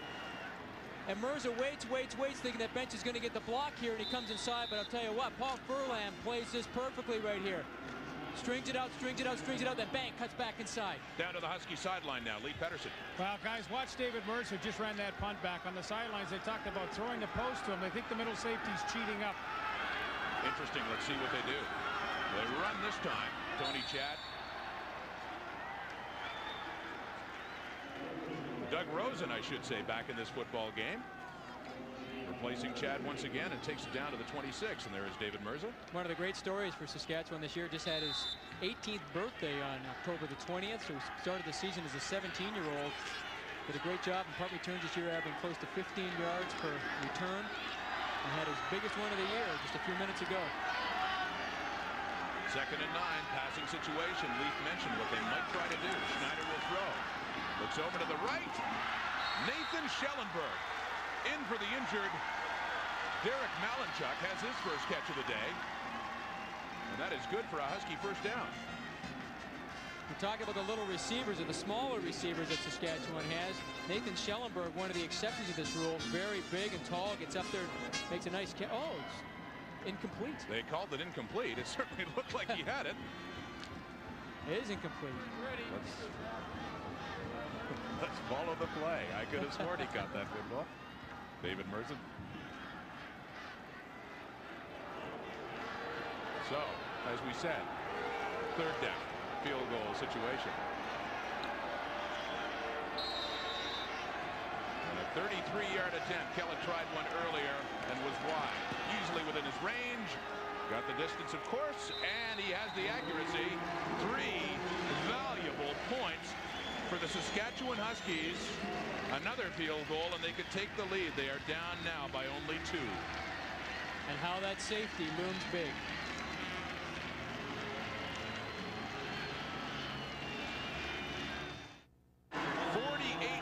Plus into this national championship game, and it's still a 2-point game. X on the move. The toss to the big defensive end playing tight end. Mark Faraway with his first catch of the day, and a big first down for X over midfield. I'll tell you what a great athlete Mark Faraway is. You know, they get people laying off him, and they're just going to throw that little quick into him. Just a 2-step drop, bang, right down the seam in front of Warren Musica. You know, the kind of athlete that he was in high school, he was the most valuable player in basketball and volleyball in addition to football. You can see why teams in the National Football League are interested in Mark Faraway. When you're 260, I guess you like to run with that football. He was rumbling in. 25-yard gain. And they try the toss to Musselman. Won't get outside. They've got him all wrapped up. Jason Weber coming up. Joe Saul to follow through. Nice job by Joe Saul to string that out, and Jason Weber kind of shaking up in the play. He's been kind of had some nagging injuries all season long. Joe Saul again, look at that. He scrapes outside hard, gets around that block from Faraway, and now he strings it out and waits for help to come up. Jason Weber comes in and makes a tackle, kind of gets kicked in the back there, and that's why we saw him kind of limping around there, or stretching his back. But Joe Saul, great recognition to get outside. We have had some great Vanier Cups over the years. 93, 94. Could we be in store for another one? 12-10 X-Men, 10:30 to go in the 4th quarter. They dump it across. Musselman takes it. Fumbles the football. And the Huskies have it.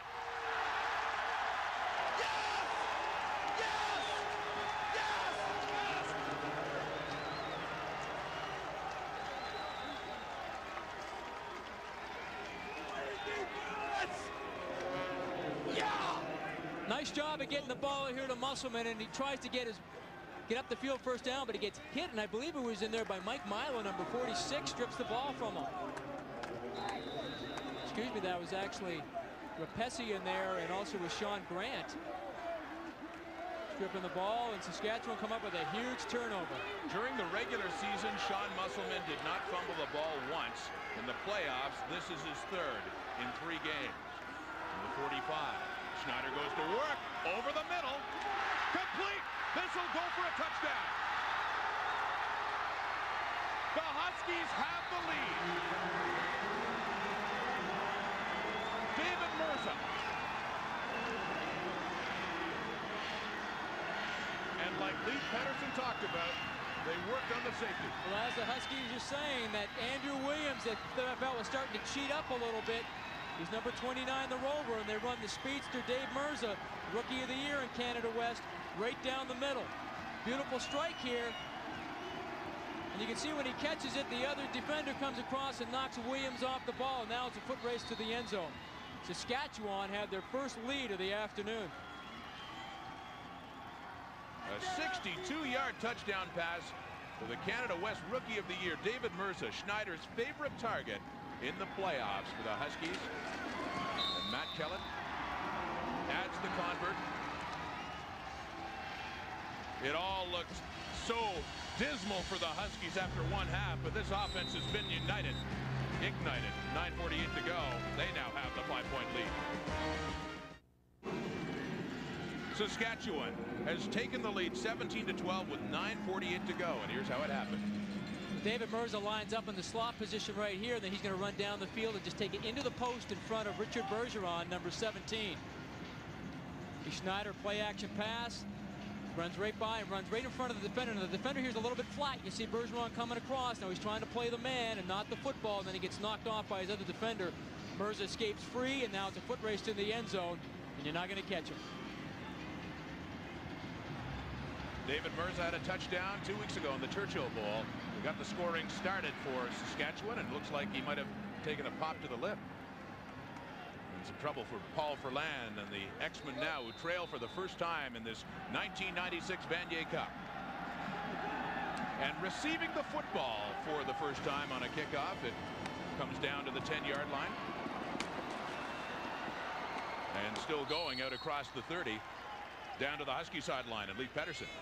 Thanks very much, Rod. David Mirza got the good blood going and everything here, but you guys talked about hitting the post and the sidelines, and you did it. Yeah, well, they decided to put me inside for one, and they thought I could beat the halfback, and I did just that. And your own player gave you the shot in the nose. Oh, it was great. They all jumped on me in the end zone. I'm happy. I don't care. Things are looking good, guys.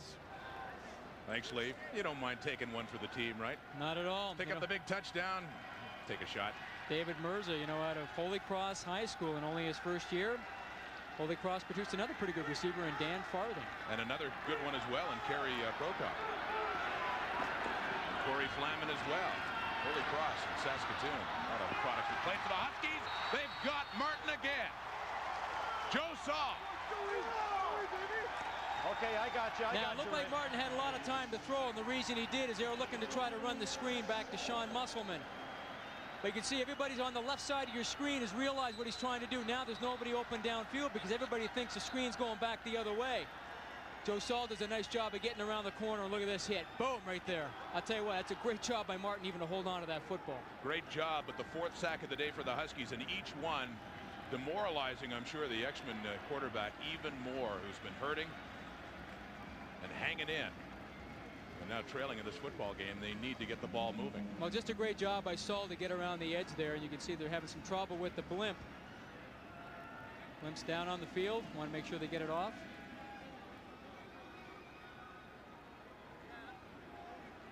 Well, the Blimp's had a big day. Been buzzing around all day. It's just getting a little bit tired. We look at the X bench. There, let's go. One play at a time. And let's head there now and join Vic Rutter. Well, the defense of this X-Men side is banged up. They're tired, and they need some offensive plays. Jamie, they can't go back on the field as much as they have been. It's a good point, Vic. You know, they've been on the field a lot. They need some offensive production. Give that defense a rest. With the loss, 2nd and 14 now. X-Men. Martin under pressure again, and just barely gets it away. Saskatchewan player Jason Weber is the closest one to it. X will be punting again. You know, this defense now in Saskatchewan's almost like a wolf that smells blood right now. I mean, they're really starting to get off the football and getting after people. They came with a blitz that time. They've been playing a lot of zone coverage here, but they're bringing people, all sorts of people. I mean, all the linebackers, and they're just trying to overwhelm St. FX right now and force a younger quarterback to make some big, big plays. Tell you what a tough afternoon has been for Derek Martin. I mean, he has been hit, pounded, bruised. And to his credit, he has come back for more. No question. Still stands in there. And standing at his 12-yard line, Paul Ferland. Huskies are going to have good field position again, although this is a nice punt. This will chase him back inside the 40. David Mirza. And not much room to run with. And there is the unit largely responsible for the situation now. Saskatchewan's defensive front. They're looking at a 5-point lead. The Huskies now lead this football game, and before the touchdown, the turnover set it up, Jamie. Turnover. They throw the little swing out to Musselman. Fumble comes up here. Saskatchewan recover, and it doesn't take them long. They come back on the first play. They strike it. They hit the bomb here to David Mirza. Does a nice job of concentrating, holding on to the ball, and takes it in for 6.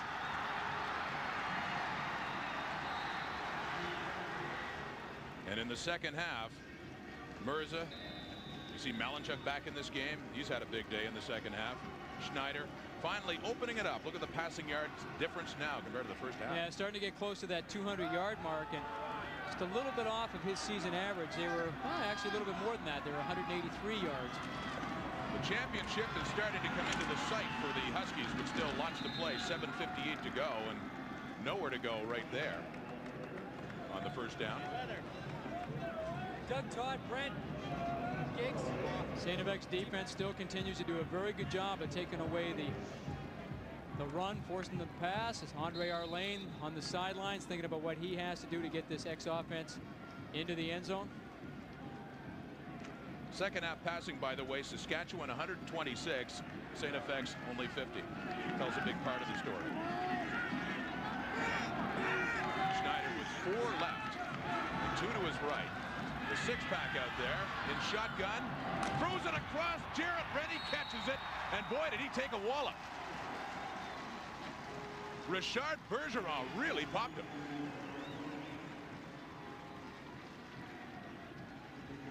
It's a nice pass by Brent Schneider. Puts it out for Jarrett Rennie, and Rennie sees that the defender's going to come up and give him a big lick, and actually a pretty good hit by Royale right on the football, but Rennie manages to come down with his catch. Schneider given time to step up and throw the strike, and a good over-the-shoulder catch. Good hit, but nonetheless a better catch. What a catch by Rennie, and effort to hang on to that ball. One of the 2 Saskatchewan touchdowns on this day, of course, both coming in the second half. They were shut out in the first, but they're moving it now. Looking deep again, but well overthrown for Brent Schneider, who's knocked down again. Good coverage by Mark Royale, and very good pressure by that defense of St. FX. And you know, they're starting to heat it up here again, and Dave Finley, number 40, comes off the edge along with number 60, Ian Richmond. There's Mark Royale. At Halifax West High School in Halifax, Nova Scotia, in his 3rd year, had 4 interceptions on the year. One of the many Atlantic All-Stars from the St. FX defense that have had, in general, an excellent day today. Pressure on, flags down. Some early movement there. That's a real critical mistake again. You know, Mark Fairway has been offside 3 times this afternoon. 2 were turnovers that were negated because he was offside, and now he's offside. Now it's, instead of being 2nd and 10, it's going to be 2nd and 5. Offside, St. FX. See just at the left of your screen, number 75 comes across here. Now, I'm not sure why he's jumping across. The only thing I can think of is that he sees the back coming up hard, and that just kind of, as soon as he sees movement, he's off the ball. St. FX 8 penalties for 45 yards. Saskatchewan only 3, but for the same number of yards. But the number of penalties, the situations they come in, as you pointed out, we got movement again, and another flag. And a pass complete to Reddy, drops the football, gets it back. White ball. But it looks like this penalty will once again be against St. FX. I think it will be. It looks like Rennie got hurt here because when he was hit and popped the ball loose, he didn't really make much of an effort to go after it. And that seems to be getting up okay. Looks like Paul Furlan is the injured player on the field, and that could be a huge loss for them right at this point in time, not only from a defensive standpoint, but he's also their punter. The first half of the Vanier Cup was all St. FX. The second half has been all Saskatchewan. 17 unanswered points for a 5-point lead with 6:05 to go in the 4th quarter. And nice to see Paul Furlan, after a tough collision with Jarrett Rennie, was down for a while, but up and getting off on his own steam. See helmet to helmet right here after Rennie knifes upfield. Right there, boom. You can just see that was really about the only contact. Now, Furlan's shoulder got in there and knocked the ball loose, but boy, that was a heck of a collision on those with those hats. Furlan playing in his final collegiate football game anyway. He was drafted by the Saskatchewan Roughriders last year. You know, Ron, everybody always wonders why people wear mouth guards, and that's one of the reasons, because it does prevent you getting a concussion. But a lot of the times it gets absorbed right into your jaw, into the back of your neck, and you block out, but that absorbs a lot of the shock. It is 1st and 10. The Huskies pressing once again in X territory. They really moved the ball well, and they're doing it again in this second half. It's big Jason Fielden once again up across the 25 and into first down territory. What's been interesting this afternoon is that X has done a very good job of controlling the tailbacks for Saskatchewan, but they haven't done as good a job with the fullback, Jason Fielden. I mean, that's just a straight off tackle play. They're just turning one defender out and turning the other defender out and letting him run off tackle. And they're content to get into those situations where it's 2nd down and 1 or 2. Well, what was the concern when you saw Saskatchewan in the last couple of games they played? The toss, the outside stuff, right? That's right, exactly. Mindful of that. The inside stuff is working. They go to it again, but axes onto it. And now what do you do? This looks like 3rd and short. Yeah, big decision here because 3 points puts you up by 8, which is a converted, a touchdown and a 2-point conversion ties you. You got to think. And Brian Towers again can't believe the spot. And he's just saying, I can't believe it. We can't catch a break here. He's 2 yards over the line. Schneider stays in. 3rd and inches. And Saskatchewan pressing, looking to put this game away. And does keep it himself and does indeed get the first down. I don't think there's any doubt. Goes from the left side behind his left guard, David Fisher. And the big center, David Rogers. It's an interesting call by French Schneider to kind of go over David Fisher. David Fisher is the smallest of their offensive linemen, 5'9", 245 pounds. Well, let's get an update on Paul Furlan, and here's Vic Rutter. Well, the athletic staff has looked at him, and it's right now a slight concussion, but they, he knows where he is. His eyes are following the pen, and he's cleared up, and he may just go back in shortly. Thank you, Vic. And as I mentioned before, they need him, and this is his final collegiate football game. Doesn't want to sit out for the final 4 minutes and 6 seconds. That's what we're down to now, as Tony Chad carries it left side. Yeah, Saskatchewan right now content to go in that I formation, lead with the lead blocker. And Furlan's going back in the football game. Boy, we talked about him maybe being the toughest guy in the football field this afternoon, and he certainly lived up to those expectations. When St. FX had so much trouble back in the early 90s, he said after his first year, I was wondering why I ever made the decision. It's been justified 10 times over. He's so proud of what the team has done and the way the program has developed. They hit the pinnacle today. Schneider looking in for Rennie. Touchdown, Saskatchewan.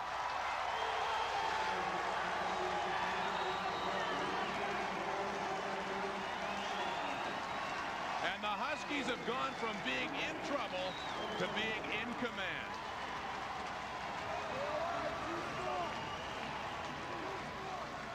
This is just an excellent pass by Brent Schneider. He puts it up nice and high and allows Jarrett Rennie to run underneath it because the coverage actually is not bad, and that's Andrew Williams on him.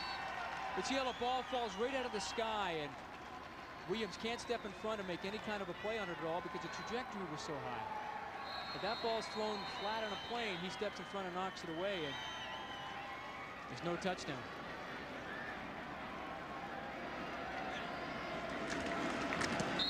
And another convert for Matt Kellett. 3 touchdowns for the Huskies in this second half, and now a commanding 24-12 lead with 3:27 to go in the 4th quarter.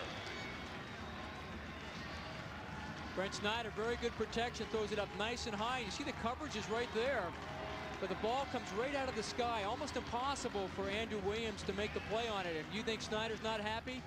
Well, for the troubles he had earlier in this game, that was a beautifully thrown football. Perfectly thrown. It's exactly how you have to throw that pass, and that's where that experience comes in. Down to the Husky sideline now. Leif. Thank you, Rod. Jared Rennie, second touchdown. You've made the big plays all day long. Well, the whole offense made a big play there. They went on man, and safety was covering me. The line did a great job picking up the blitz, and then Brent just found me in the corner of the end zone. He laid it where only I could have got it. The best catch you made all day was the one you took the hit from Furlan to keep this drive going. Well, those are the catches you got to make. It's the Vanier Cup. You have to step up your play, and the whole team stepped up their play this second half. That's what I'm saying. You've made the big plays. Oh, the whole team has, I can't just take credit, but I've got to step up. Everyone's got to step up. All right. Nice going. Thanks. Thank you, Leif, and a very modest squad. Saskatchewan Husky team. A lot of them have been getting it done, but certainly Garrett Rennie having a great day. And on the return, it goes up to the 30-yard line for St. FX and Jason Elliott. Jarrett Rennie with his second touchdown, 10 plays, 71 yards, and eating up a big chunk of time. I think that does as much as anything else big damage to St. FX. Well, time becomes St. FX's big enemy right now with only 3 minutes and 20 seconds left to go in the game. They're going to have to get into some hurry-up mode, and this didn't help them at all. Rough play against St. FX on the kickoff return, pushes them farther back into the shadow of their own goal line. First First down for X. Martin still in, sets up the screen for our lane, but falls down. He lost his footing. He was ahead of him a bit, and they lose yardage down at the 10-yard line. And you know, I think in this kind of a situation right now with only 3 minutes left to go in the game, a play action pass is really not going to do a lot for you. You got to sit back there in the gun and maybe throw it. And Brent Snyder really picked up his numbers in the second half. Now he's over 50%, 232 yards, 3 touchdowns. Look at that big number, the big donut there under interceptions, and that's been a big factor in this game. I don't think we'll have any idea how much this day means to him. If you look back 2 years ago, the Huskies with a 3-point lead, 4 seconds to go. Western ties it with a field goal. Saskatchewan lost the Vanier Cup. For many, they had a mission to get back to this game. They didn't do it last year, but a lot of them still remember. None more than Brent Snyder. His moment appears to be coming. We have a completed pass out near first down yardage. He's going to be short here, Rod. And Just this is short for Ron Lorette. This is a situation where they're going to have to go for it. Oh, no question. With 2:33 to go, I would think they'd have to. They're putting in the big guys in. Nice pass, just over the linebacker, and a nice catch by Lorette. Keeps 1 foot in bounds. They bring in the linebacker, Dave Finley.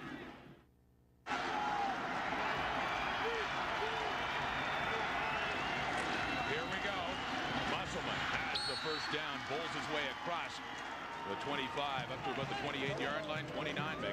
Now time becomes a huge factor here. They've got to start to run their offense a little bit quicker than this. I mean, this clock's going to start once those yard markers get set, and the referee blows it in right now with only 2:27 left to go in the game. They can't afford to huddle up anymore.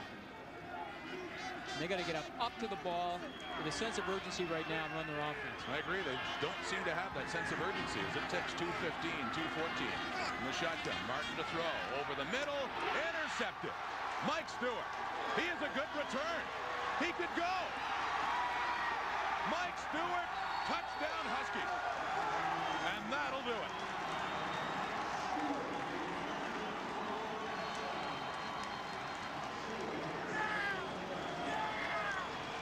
The Huskies are swarming the field, congratulating Mike Stewart, who had a 50-yard return off an interception for a touchdown.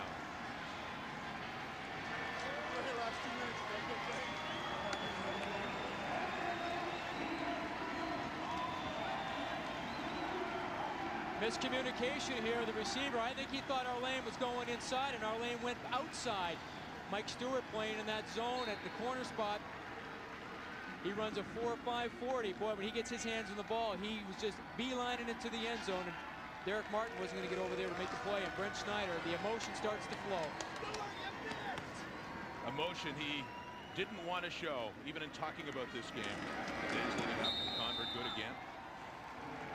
And what a storied career. You know, you think about it. Took the Saskatoon Hilltops to a championship in 1991 in his final year of junior.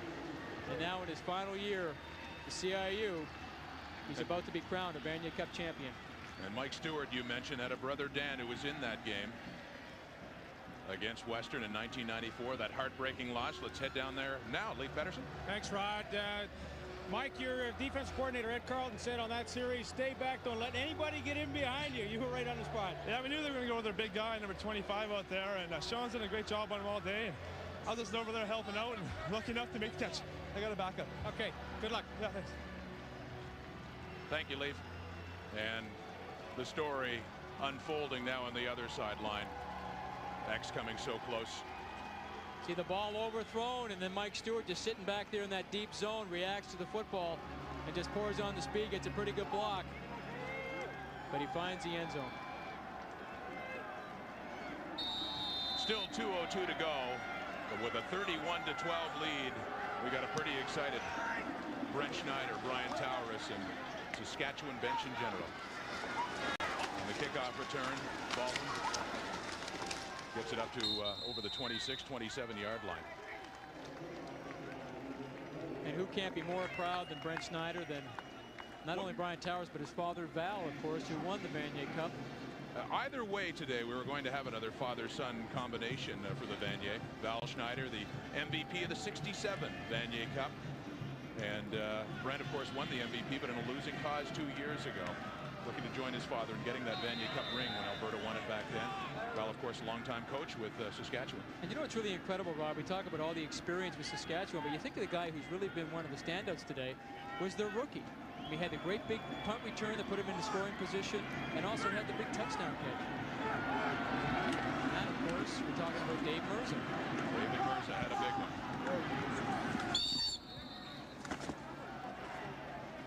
And Martin still in and hobbling again and taking a late shot out of bounds. No flag on the play.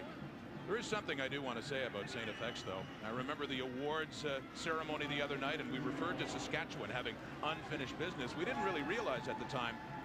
You see the replay of Martin heading on out of bounds. We didn't realize at the time the motto of St. FX. That was exactly at unfinished business. Right, because a year ago in the Atlantic Championship, they felt that they could have very easily made it to the Atlantic Bowl, but they fell short. I think they were on Acadia's 3-yard line and couldn't get it in.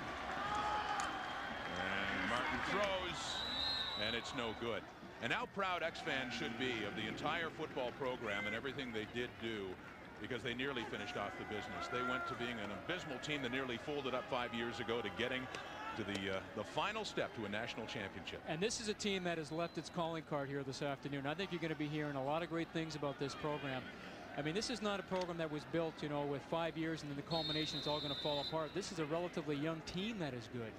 John Stevens has done a great job along with his staff putting together a dynamite football team, and including this quarterback, Derek Martin, in just his second year, and he has been very tough today. And what a tough ride they gave Saskatchewan. I'm sure had them scared out of their wits, or at least very concerned at halftime. They were impressive. So was this guy, Musselman, offensively, but wrapped up again. Well, that is a mighty, powerful Saskatchewan team. James Rapesi, the Metris Trophy winner. The emotion starting to show now, the reality that what eluded them 2 years ago, they are going to get it. And I think especially when you talk about the guys that were here 2 years ago, Rapesi started as a freshman, you know, and sometimes you can't appreciate it as a freshman until last year when they were just this far away from making it back to the Vanier Cup and how badly he wanted it, and then coming back this year and winning it. Brandon Leatherdale, he was there. One of the 8 starters that was there. And Paul Furlan appears to be done for the day, and what heart he showed throughout his entire career this final game, at least at the CIAU level. Well, you'll be seeing Furlan playing professional football next year. Todd Linden in Saskatchewan taking over down at the 30-yard line. We won the whole shooting match. Brandon Leatherdale. Wish you could be here. We'll be home tomorrow. Like I say, my mom and dad back in Radisson. Everybody in Radisson. Tony Bonch, I believe. God, those guys are still alive. They're all right. Look at that. 31 unanswered points in the second half, and they poured it on in the fourth quarter. Good job by that Husky offense. What a job by the X defense, though. Had them all bottled up for well over one half of football. It finally opened up. The floodgates open. And now 31 points for Saskatchewan.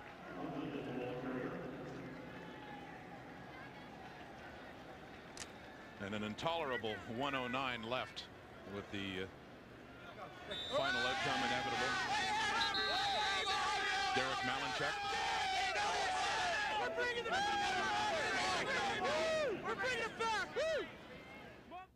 Well, Brian Tauras is a pretty serious guy. We've seen that, but I mean, you can see now he can open up as well, and got the nice yellow stuff. Now he needs a second bath with that clear stuff, just with the water. I think you need the rinse. It wouldn't be complete otherwise. On the toss, and nowhere to go. Neil Myers on the tackle of Tony Chad, a defense that had been strong throughout so much of the day. Steve. Well, think about Brian Towers. You know, since '89, this is his 4th Vanier Cup appearance, and this is going to be his 2nd national championship. Really done a great job of building this program. Became the head coach at Saskatchewan when he was 27 years of age. 27, took them to the Vanier Cup in 1989, and they were humbled by Western, I should say, 35-10, but they came back the next year and they won it. And hard to believe, you know, Saskatchewan won their first playoff game ever in 1989. Everybody back home. They had never won a playoff game before that. We're bringing the cup back. They say they're bringing it back. It was there in 1990, an outstanding team then. As we look at Dave Finley of the X-Men, it is becoming a long day now. X with the football. 46 seconds on the clock. Lots of room for Musselman. And bounces off a few tackles. Still trying out there. You know, if Saskatchewan ever come back here to the Vanier Cup, they're going to insist on wearing white because they've won the 2 national championships in white. They lost to the 2 they played in the green, both the Western in '89 and again in '94. So the white jerseys have been good for them. Saw Joe Saul. Warren Mazika there. What a season he's had again.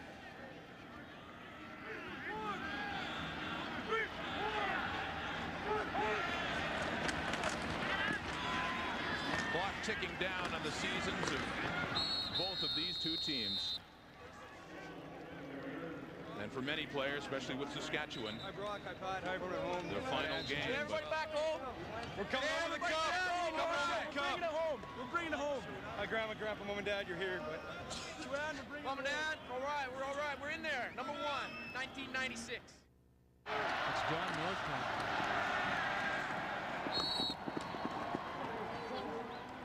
And the pass completed out over midfield to Ron Lorette.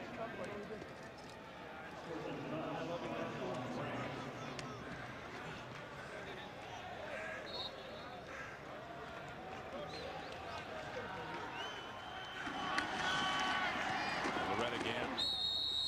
Down to 7 seconds left. Up. Didn't catch that one. And a bottled up celebration about to happen on the west sideline of Skydome, where Saskatchewan stood just a couple of years ago in heartbreak.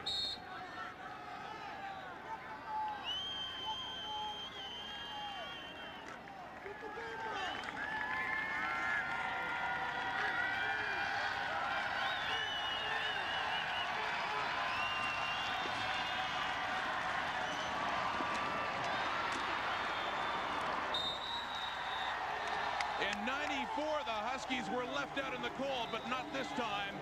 Mission accomplished. Saskatchewan has its 2nd national championship.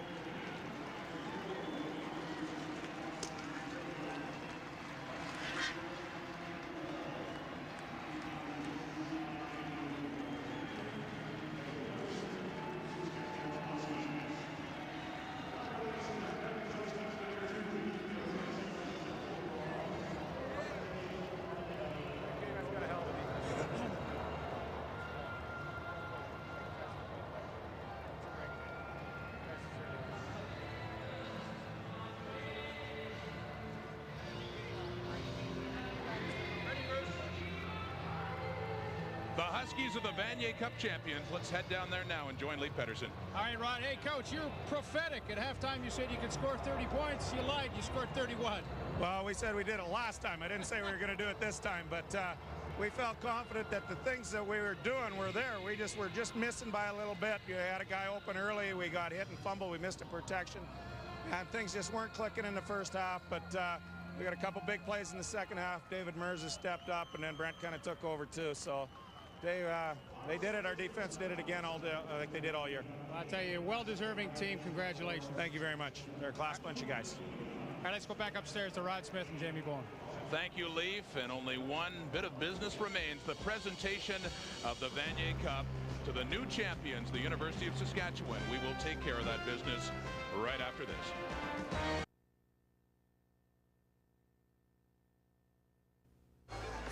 Now it is time for the TSN Turning Point, brought to you by Apple Auto Glass. 4th quarter, Jamie, right after Saskatchewan recovered a fumble. And they were trailing 12-10 at this time, and Brent Snyder drops back and throws a 62-yard touchdown pass to the Rookie of the Year in the Canada West, David Merza. This puts Saskatchewan on top, and they never look back.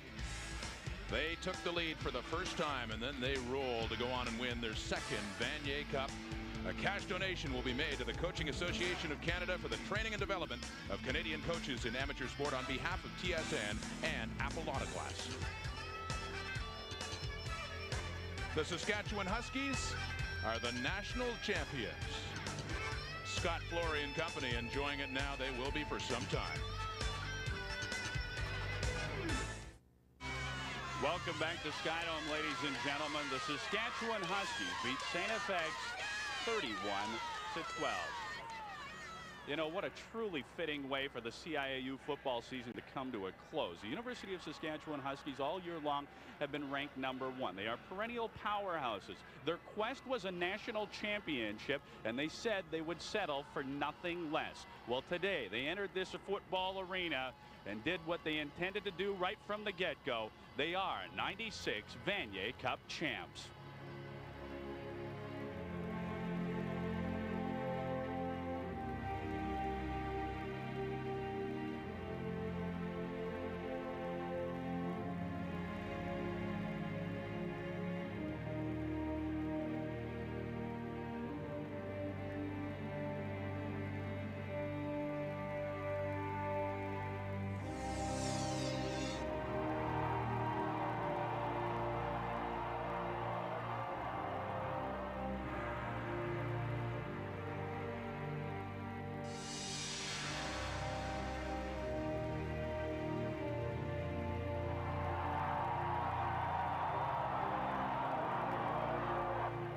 But a whole posse coming, and Tamiklis not going to break the arm tackles. Sacked once again.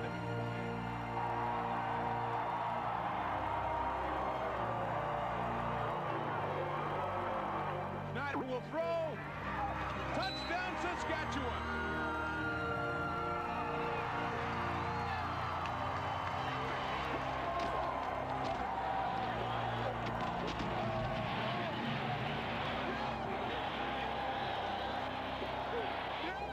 Snyder to throw again over the middle. Picked off.